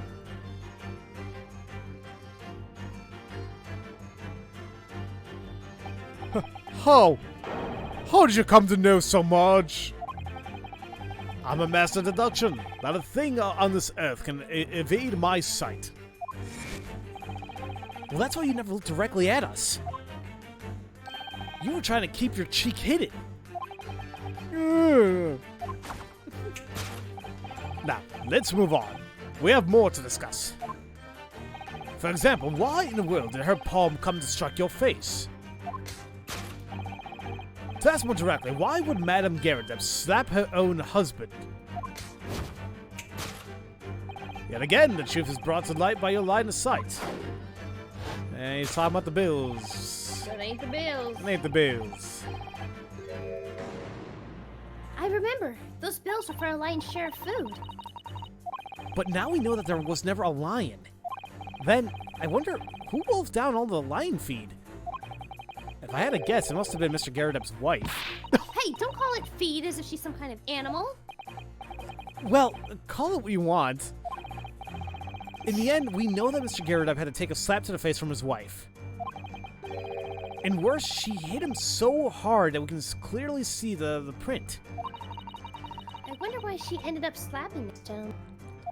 Yeah, I'd really like to find out why, too. There's a bookmark. What else do we got here? Oh, wait a minute. Oh. Well, there... Oh. Oh! What's on this bookmark, sir? Oh. I'm gonna examine that. Examine that. This book has a this book has a bookmark set in it. Yeah. It appears Mr. Garrideb enjoys reading. Oh, wait, hang on a second. This doesn't look like a bookmark. Oh, you're right. It looks like a woman's writing is scrawled here in ink. Oh, James, how I long for you. Love, Mary. Aw, she wants some of that. I can't do it. I can't. Oh my god. I can't.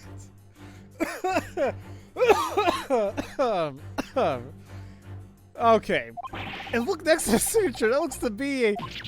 Oh. Ah! It's a kiss mark! It's been kissed by a woman with lipstick. My goodness, how passionate. I find it ever so romantic. Suddenly, Sasato's enraptured by a random kiss mark. I do beg your pardon. Anyway, this bookmark looks to be a love letter after all. Present. This is hilarious.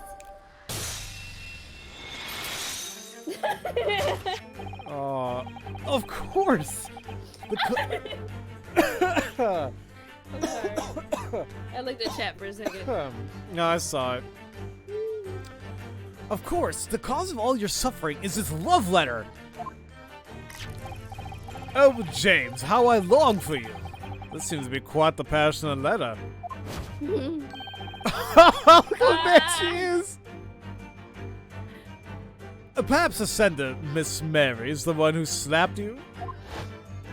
Oh! But I swear, I know no such woman. You don't know her? That love letter isn't even addressed to me. I mean, well, that thing was already shoved in a book before I laid my eyes on it. It was already in the book. Most definitely, without a doubt! Sure it was. For heaven's sakes, Joan, I've already explained this to you. I bought this book from a used bookshop. That thing was in there before I even saw it. So basically, the book's previous owner used a letter instead of a bookmark? Yes, that's what I've been trying to say! Sure they did. Okay, first of all, look at the damn name. It clearly says James. My name is John. I'm sorry. This is actually a really good conversation. Oh my god. Oh my god. Sure. Sure it is. Oh! What? You think even my own name is to be doubted too? God. This isn't good, by the way, guys. I'm not rooting for any one of them, but this is like, she shouldn't be doing this stuff either. Yeah. As you can see, a woman's paranoia can make her snap like a beast, and it can make her slap like one too. So cheeks were being slapped, but not the ones I was thinking of. Oh, thank God. But then, in a final act of reckless violence, the beast attacked once more. Attacked? Oh, we did this already, right? Yeah, this one I don't know, the whole... Unless, yeah, it's a thing on the ground, I'm sure. Why does something so horrible have to befall such a lively carpet? Eh! Let's see. Answer to my question is your eyes. Cake. Oh. It can't be. Did his wife eat the carpet? I am not going to say a joke I'm thinking of Nope. right now. Nope. Do you know what joke I was gonna make? Yeah. Okay. Yeah. You better shut your mouth. What am I thinking about, ladies and Stop. gentlemen? Of course not. That's just silly. Is it? However, I'm pretty sure the disaster befell this as a result of this vice rampage. So, same. Naruhodo, we're finally closing in at the end of, we're finally closing in on the end of... No, go ahead. I'm sorry. The answer must lie at the end of Mrs. Garrideb's line of sight. Got it. Let's get cracking on that examination. Okay. Alright, so what do we got here? We got the cake stand, we got a circus flyer, We got a candelabra. we got Lumiere. Oh wait, it is the candelabra. It's a candlestick at the bottom. Well, yeah. Did we say it wasn't? Oh, I didn't know what it was. Oh. So, do we examine the examine the candelabra? Let's examine it first, yeah. This looks to be a very old candelabra. The pedestal is so small that I'm worried about its stability. It looks like it would fall over if you so much as sneeze in that direction. Oh dear, that would be dangerous. Whoa! Susanto, take a closer look at this candelabra. It looks like one of the candles is missing. Oh, you're right. Why is one of the candles missing from the candelabra? Oh, is that what's on the floor? Yeah, that's what I just said. The candle's on the floor. Oh, I thought you were talking. Oh, I'm sorry. I thought you were talking about the stand on the table. Oh. Oh. Oh, so yeah, we present the candelabra, yeah? Yeah.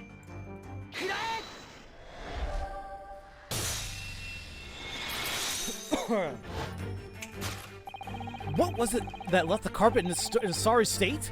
The evidence lies in a candelabra. Exactly. I dare say you found the exit of this labyrinth of pure logic. There are what appears to be bite marks from a ferocious beast here.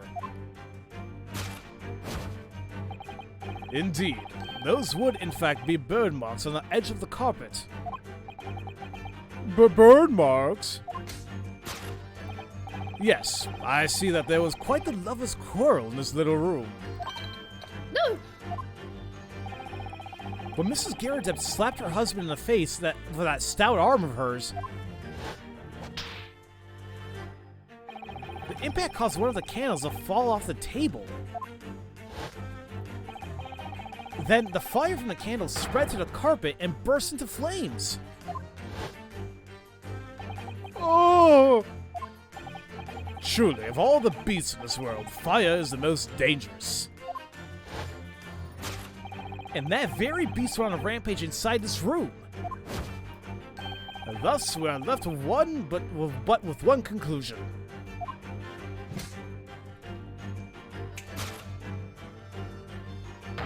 This room was the scene of a house fire sparked by a heated lover's quarrel.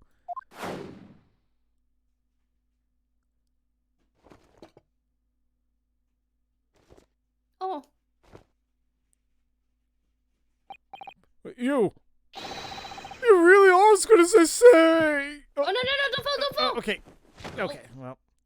Oh. Oh. Oh. Yay. Yay. I don't know if we can fix their marriage, though. Nah, that's, you know, elementary.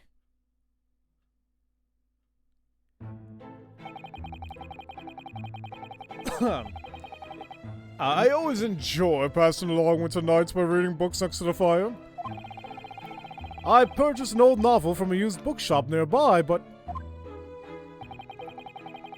between those pre-owned pages, they inlaid quite the scandalous item. And thanks to that, Mr. Garrideb's wife began to interrogate him. It was more than just an interrogation, she went outright berserk! Really, you weren't too far off the mark when you called her a beast.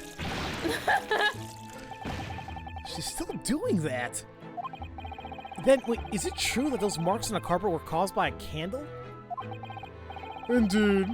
The whole fiasco happened in the blink of an eye. The moment the flames flared up, the whole room was engulfed in thick smoke. I faced a simultaneous onslaught from both the flames and my wife. It sounds like you've been through hell, but I bet it would have been fun to watch. Seriously? Unfortunately, it wasn't long before the fire spread to the furniture. Right now, the charred remains are hidden behind that screen. Can we look at it? You mean this over here? I think it's time we bring it out of hiding. Now, if you don't mind. Oh, ooh. I did say it looked like a dresser or something like that, kinda. Mm-hmm. All of my favorite old books were lined up on that bookshelf, but now they've been swallowed by the flames, burnt to a crisp, just like that. Whoa. And to add insult to injury, my very own wife threw those books at me in her fury. It sounds like a truly terrifying scene. She drove me back to the window, assaulting me with burning books. I ended up losing the adventure of the lion's mane, and it was just getting to the good part. Aw. The adventure of the lion's mane. You really do seem to have an affinity for lions, don't you? Not really. That's not the whole reason I picked it up at any rate. In the end, he lost something important to him at the hands of a vicious beast. Another spot-on deduction. That's no surprise coming from Mr. Sherlock Holmes. This truly must be one of the most cryptic mysteries in all of Britain. Amidst the raging flames, my wife carried on with her rampage. It was absolute mayhem. By the way, do you remember about what time all this happened? Well, it was early in the evening, right around 5 o'clock, 2 days ago. That was right. That was at the time of the stabbing. At the exact time, a terrible crime was occurring just outside your home. Huh. I'd say the crime taking place here was just a bit more terrible. Even if all the great British Empire was collapsing all around my home, I dare say I wouldn't even have noticed. Oh, I see.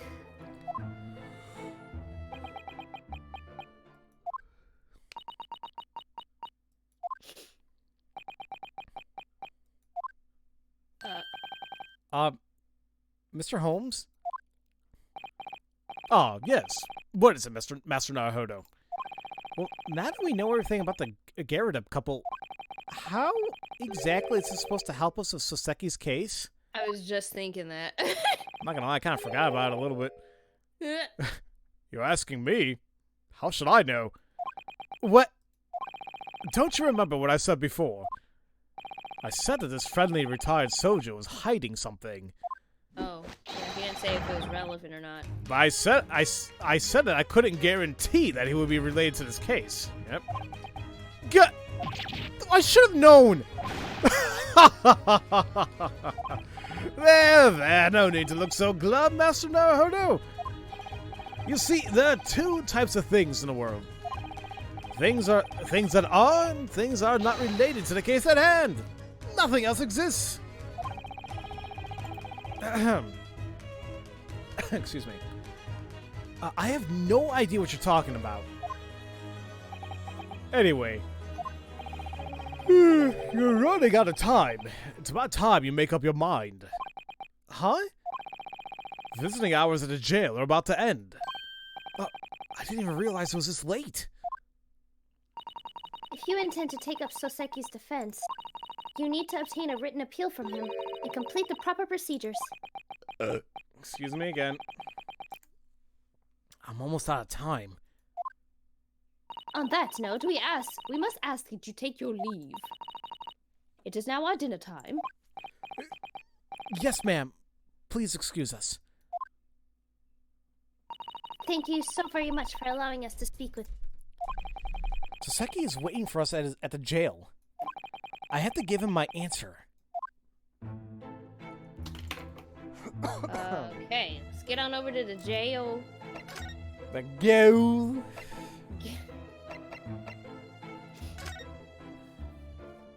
Oh, man. I am getting very... Are you okay? Yeah, I'm getting pooped.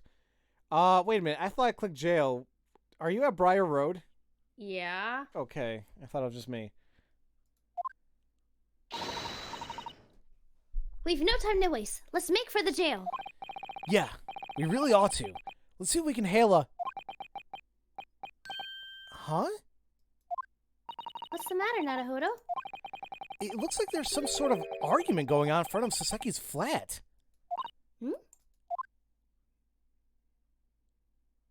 Oh, God, what the hell?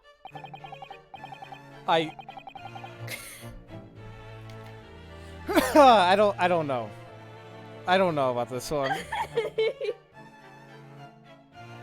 Fair, you know what this means? No, what? We're going to the circus. We're going to the circus. Do you want me to do his voice or you got it? I don't know.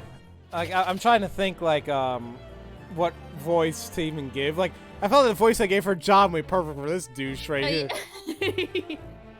Or what's his face from Dual Destiny? I forgot The how makeup guy. I forgot how I did his voice. The La Perfume guy. It's gonna be higher anyway. All right. I know thee not, old man. Fall to thy prayers. Okay. Okay, I can do this guy. Please. Who you calling old? You want to talk your weird and gaudy git? There are more things in heaven and earth, Horatio, that are dreamt of in your philosophy. Oh, will you knock it off? I know Horatio. Quit it with the theatrics. I beg your pardon. Who are you?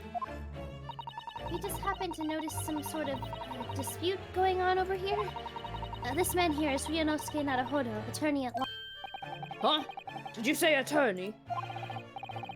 Well, if you'd like, I can hear out your case. I may be a foreigner, but I'm still a lawyer. No. Ah, forget it. I ought to be headed back to the day but don't think this is over, you. Get thee to a nunnery. Okay, Hamlet. Like hell I will. Can he go away too? Please. He scares me, actually. Yeah, he's kind of creepy. No, he's gonna stick around. Shit. Sir, are you hurt at all? I am fine. I must express my dearest gratitude. Oh, beautiful maiden of the Far East. What exactly was just going on? Well, there are more things in heaven and earth, Horatio, that are dreamt of in your philosophy. I'm not Horatio either. Pardon me, but, are you another tenant of Mr. Garrideb's? Oh, yes, indubitably. Oh, gracious damsel of the Orient. You know, that reminds me, there were 2 tenants in Garrideb's home, weren't there? That must mean that this guy is the other tenant. Excuse me, might you know the other tenant who lives on the 2nd floor of this house? Oh, his name was Natsumi. Oh, formidable Japanese. What? I can't keep this up. What is a polemicist? Polemicist? Polemicist, yeah. A polemicist of whom I engage in a heated debate. Debate? Macbeth or Hamlet? Who is stronger? I must say his argument caught me off guard. Ugh.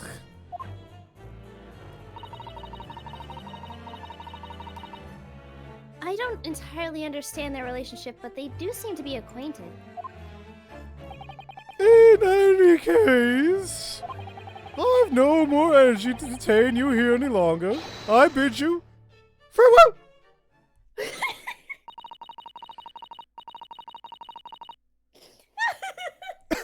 Thank God. That was really good. I'm proud of you. Thanks. I bid you. Come on. And I could just see him, like, his legs just, like, moving all fast.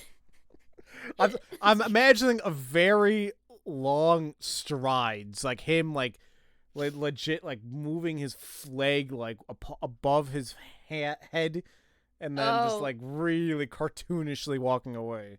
Like an overly dramatic Shakespearean actor. And laughing like this, the entire time. Just like... Oh, God. I love it. I love this game.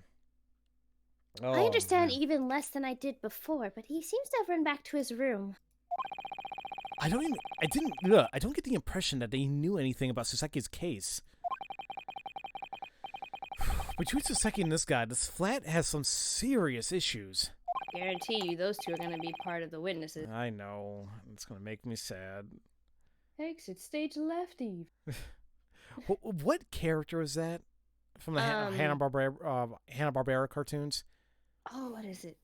Is it the cat? No. I mean, he looks like not say he looks like a Pink Panther, but he is a pink feline, right? Snagglepuss. That's Snagglepuss? I think that's Snagglepuss. Huh. Like, exit stage right.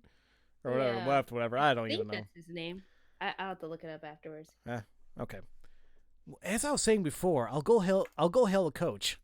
Okay, I'm sure Soseki is waiting with his head held high in anticipation of our return. We've got to get to the goal. Damn it, jail before visiting hours are over. Man, I am pooped. Oh yeah, this guy. Same.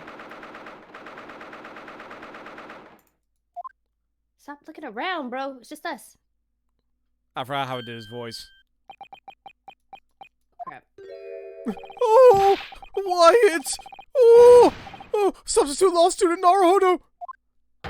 You've come back for me. Hi, Soseki. I'm overcome with emotion. We sincerely apologize for being so late with our return. No, please, all is well. I beg you, worry not, relax. You know, once again, I may know the joy of fellowship with my countrymen in this strange land. Praise the motherland! No need to get so worked up, Soseki. Indeed. I think I know who this is. Indeed. That which puts one's mind most at ease is the warmth of one's own homeland. However, on the other hand... Oh. Damn it, I thought that was Grim Reaper. I don't know why I thought he was going to be there anyway. Oh well. There is true meaning to be found in friendships that cross geographical boundaries as well.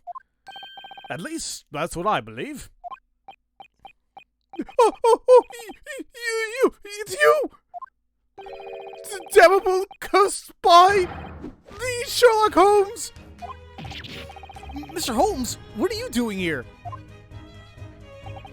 Well, if it's what I'm doing here that you're asking, really, I'm just stopping by for a spell. What do you mean, Mr. Holmes? While I was in that gloomy little room, I read a certain book that caught my eye. And while I was at it, I uncovered that shady couple's secret. And so, on my way home, I found myself wondering how you're faring. A gloomy room? Even this cell, with its one tiny window, is preferable to that hovel. However, I must admit, your taste in books is impeccable. Thanks to you, I had a fun day. Why you? The Sherlock Holmes?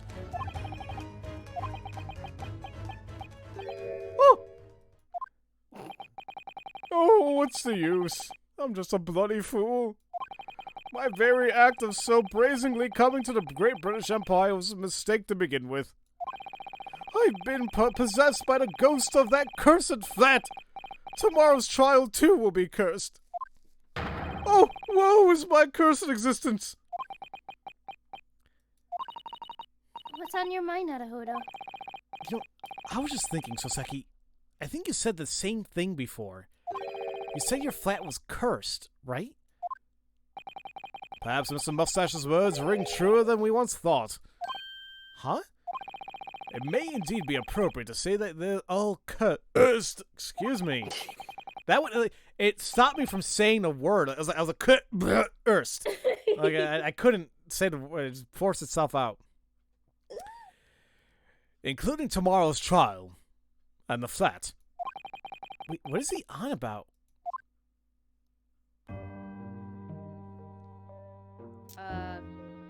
Oh, this music's so sad. It is. I think it's gonna be a to be continued part after this. That's what I'm thinking. That's why I'm just keep going. But like, it's really, It's hard. it's rough.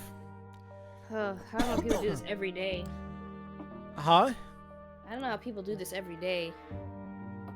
The thing is, when it comes to streamers doing this every day for 8 hours a day, Oh, they take breaks. that's the thing. They take breaks, and I don't think they're not talking all the time.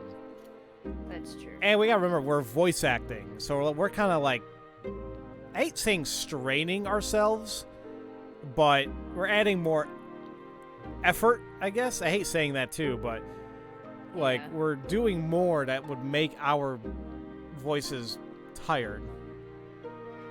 Right.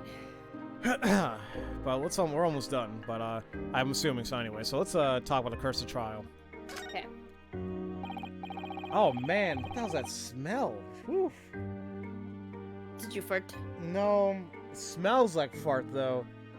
I'm assuming, you know what, it's cauliflower. Oh. My mom's making cauliflower. Ooh-wee. Alright. Oh, hold on. I see. Oh, no, never mind. It looked like I dropped frames for just a second, but I'm actually good. Oh, that's good. Well, earlier you said that tomorrow's trial would be cursed. What exactly do you mean by that? What? Why'd you take that so seriously? I really didn't mean anything by it. I was caught up in the moment. Oh, okay. You don't have to scare me like that, damn. Don't tell me, is there a real curse? It must be because of that prosecutor, right? The one known as the Grim Reaper? Grim Reaper? Why'd they call him that? Oh, please give me a concise explanation in haiku form. It has to be 17 syllables. 17? It's 575, right? That's 17. Yeah. I can math. I was like, yeah, that's Sinner or hero? No accused can escape death in the Reaper's court. That's a good one. Is it? Sinner or hero? Yeah. No accused can escape death in the Reaper's court. What do you know? Yep. Oh, it's perfect! 3 lines, yet only 17 syllables. Yesterday, Naruhodo managed to win a not guilty verdict against. However, after the trial ended, the defendant lost his life. Mr. McGundle. What? Quite sharp of you to pick up on that. Lord Chief Justice Vortex told us. Mr. Holmes, this is just a guess, but does Barak von Zeeks personally kill people that he couldn't prove guilty? That would be dreadful. I can't laugh. You are one funny guy. Huh? But really, that man is no murderer. He's just a prosecutor. I see. Oh, of course. It would be improper of him to kill. Although, the truth of the matter might even be more terrible than that. Uh-oh. What could possibly be worse? Don't add more. Oh. Okay. Barak von Zeeks is a very capable prosecutor, but when it comes to London's courts, no matter how capable you might be, victory can never be assured. Oh, is that true? Soseki sure looks happy. Remember, the judicial system in Britain involves both a judge and a jury. The judge delivers his verdict based on the law, while the jurors represent public opinion. The defendant is put on trial under these two perspectives. It's a great idea on paper, but public opinion can be easily swayed. Yes, we know. Very much so. Easily swayed. That's where villains and less scrupulous attorneys are liable to strike. Bribery, forgery of evidence and testimony, they'll do whatever it takes to win. And if they can successfully make an impression on the jurors, no matter what decisive evidence, the prosecution comes up with, they've already lost.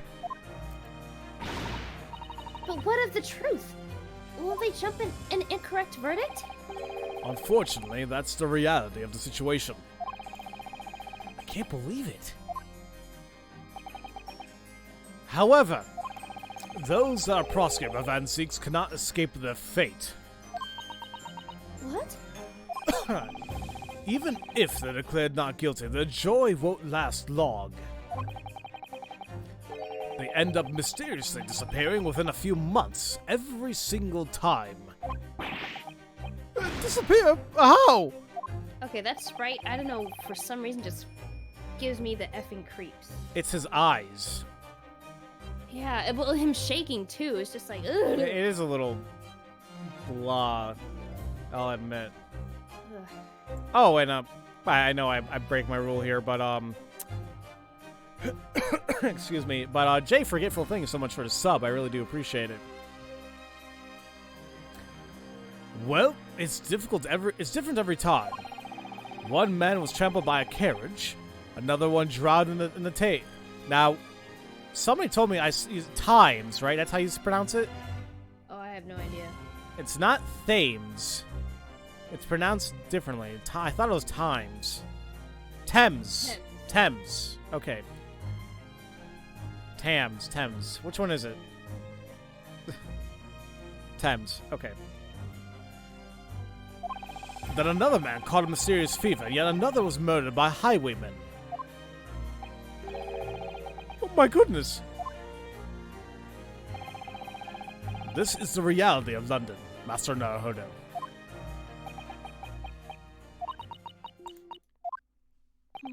Truly. Is there no hope?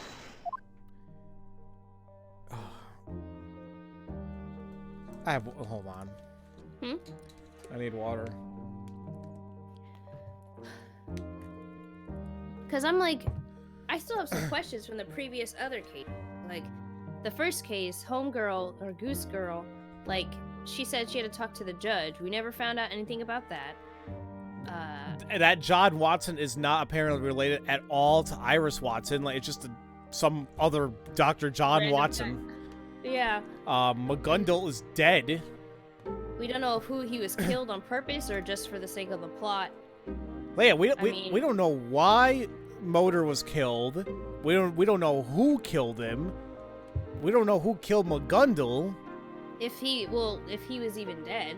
True. Because we didn't see who was in the carriage. True. They were saying that it was McGundle. I mean, possibly.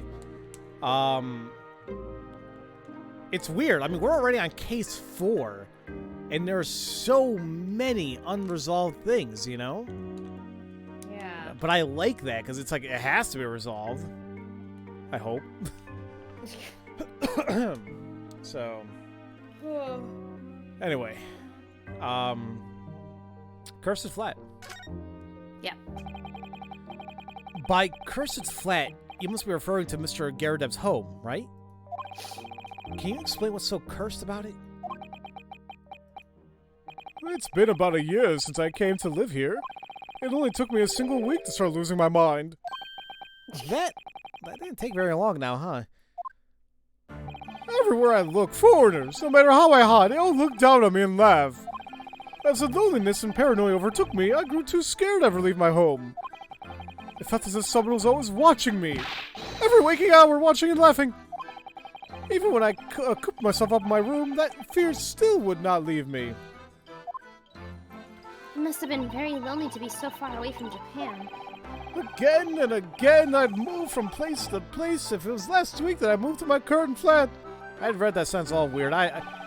My give a shit-o-meter is very low right now. My energy is spent. Yeah. I think we're almost done, hopefully. Yeah. Then why'd you choose that room, though? It didn't seem like a very convenient place to live. It's all because the rent was cheap. I was in slackjawed awe when I saw the price. I found myself asking the owner why he set the price so low.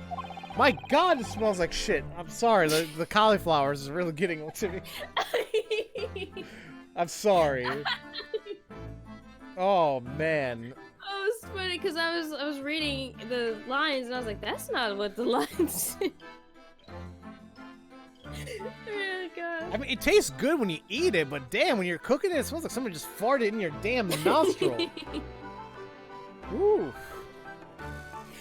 You okay? Yeah. I feel bad for my mom. She's the one who's cooking it. He then responded with a terrifying grin. You see, that room is cursed. Oh, excuse me, that was just a slip of the tongue. At that point, he clammed up. The nerve of that man. If you're going to say something, at least finish your sentences. Otherwise, shut up. Good rule to live by, I guess. And it turned out what he said was true. Aw. So you mean the room really was cursed?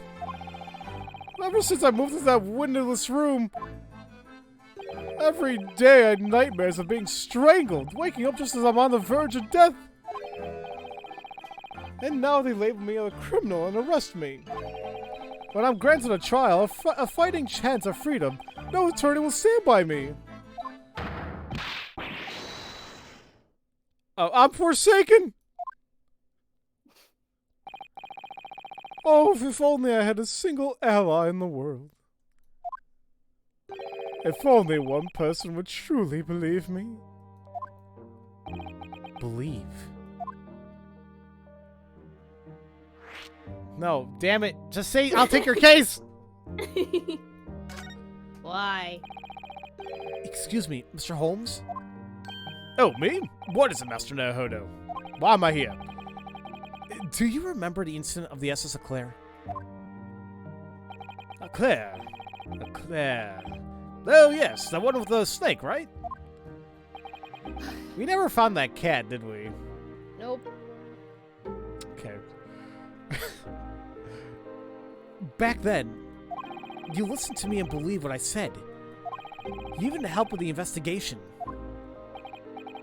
Did I now? Why did you believe me? Let's see.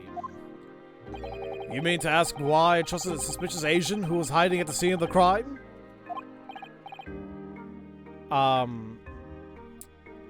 Yeah, sure. Oh, come on now, this one's easy. You don't remember. You told me yourself that you weren't the culprit. But I could have been lying! Didn't you have at least the slightest doubt over whether or not I was a criminal?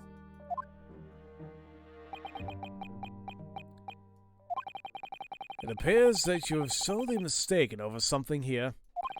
I don't recall ever believing in the words you said to me. Wait, huh? After all, the only thing I believe in is myself. What? What is that supposed to mean? I always decide for myself whether or not something is the truth. I'll believe in whatever I want to believe. Guys, give me one moment. I'll be right back. Oh, you okay? Yeah, I'm fine. Hold on.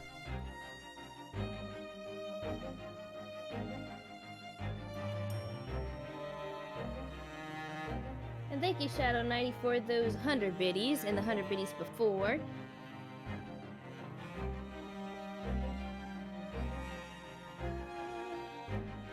I'm so sorry about that, guys. Oh, good. Yep, and yet, Shadow, thank you so much once again for the another 100 bits. I really do appreciate it.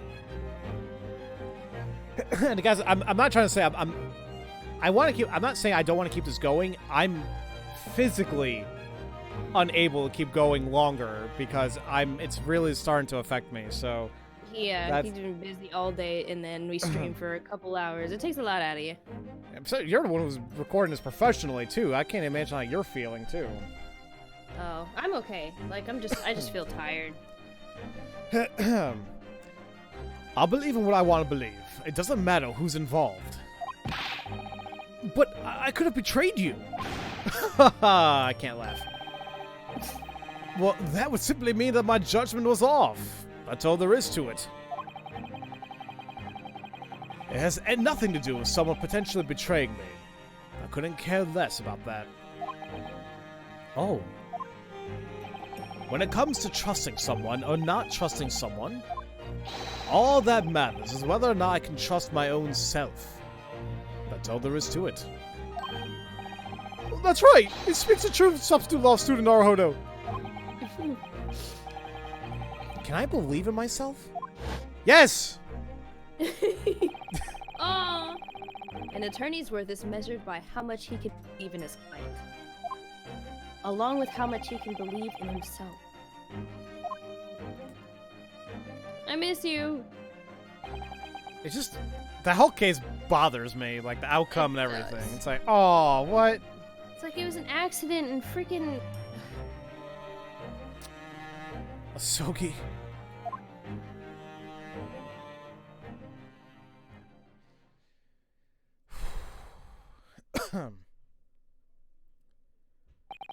Well, everyone, I'd say it's about time we headed home. Oh! Visiting hours are over. I'm sure God will be here for us soon. There's a nearby restaurant that serves up excellent trout dishes. What do you all say?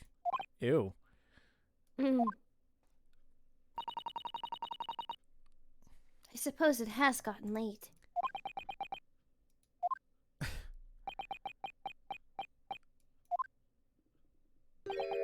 Hey, Soseki? About tomorrow's trial.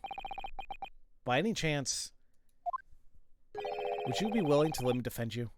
Yes. Oh, Aww. substitute law student Naruhodo. Yesterday, I stood in a British court for the first time. The defendant was ruled not guilty, but I found myself unsure of something crucial. What could be more crucial? What should I believe in? Justice? My client? Or the truth? But now, I finally understand. I choose to believe in myself. And I believe in you too. You're no criminal, Soseki. It's my duty to prove that in court. Substitute law student. I'm ready to fight for you with everything I've got. I'll keep fighting until the very end. Tell me, will you let me defend you during tomorrow's trial? As I've said from the very beginning, I wish to entrust my fate to a fellow countryman who is willing to lend an ear to my words. Soseki. Aww.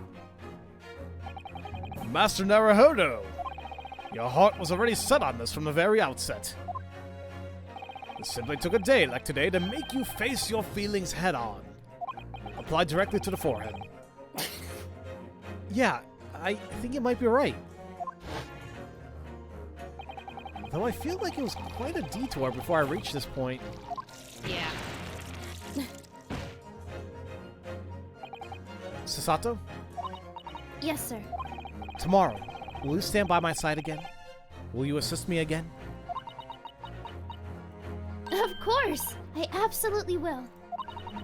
As I said this morning, I'm your legal assistant after all. Ah, so cute! The shock from yesterday's trial still weighs heavy on my heart. But it's time to stop looking back. There are people who believe in me, like Asogi and Mr. Holmes. So there's only one thing I can do. I have to try to believe in myself for the sake of the very things I believe in. And for the lonely, desperate, and friendless people in the world. Tomorrow, I'll fight as if my own life depends on it.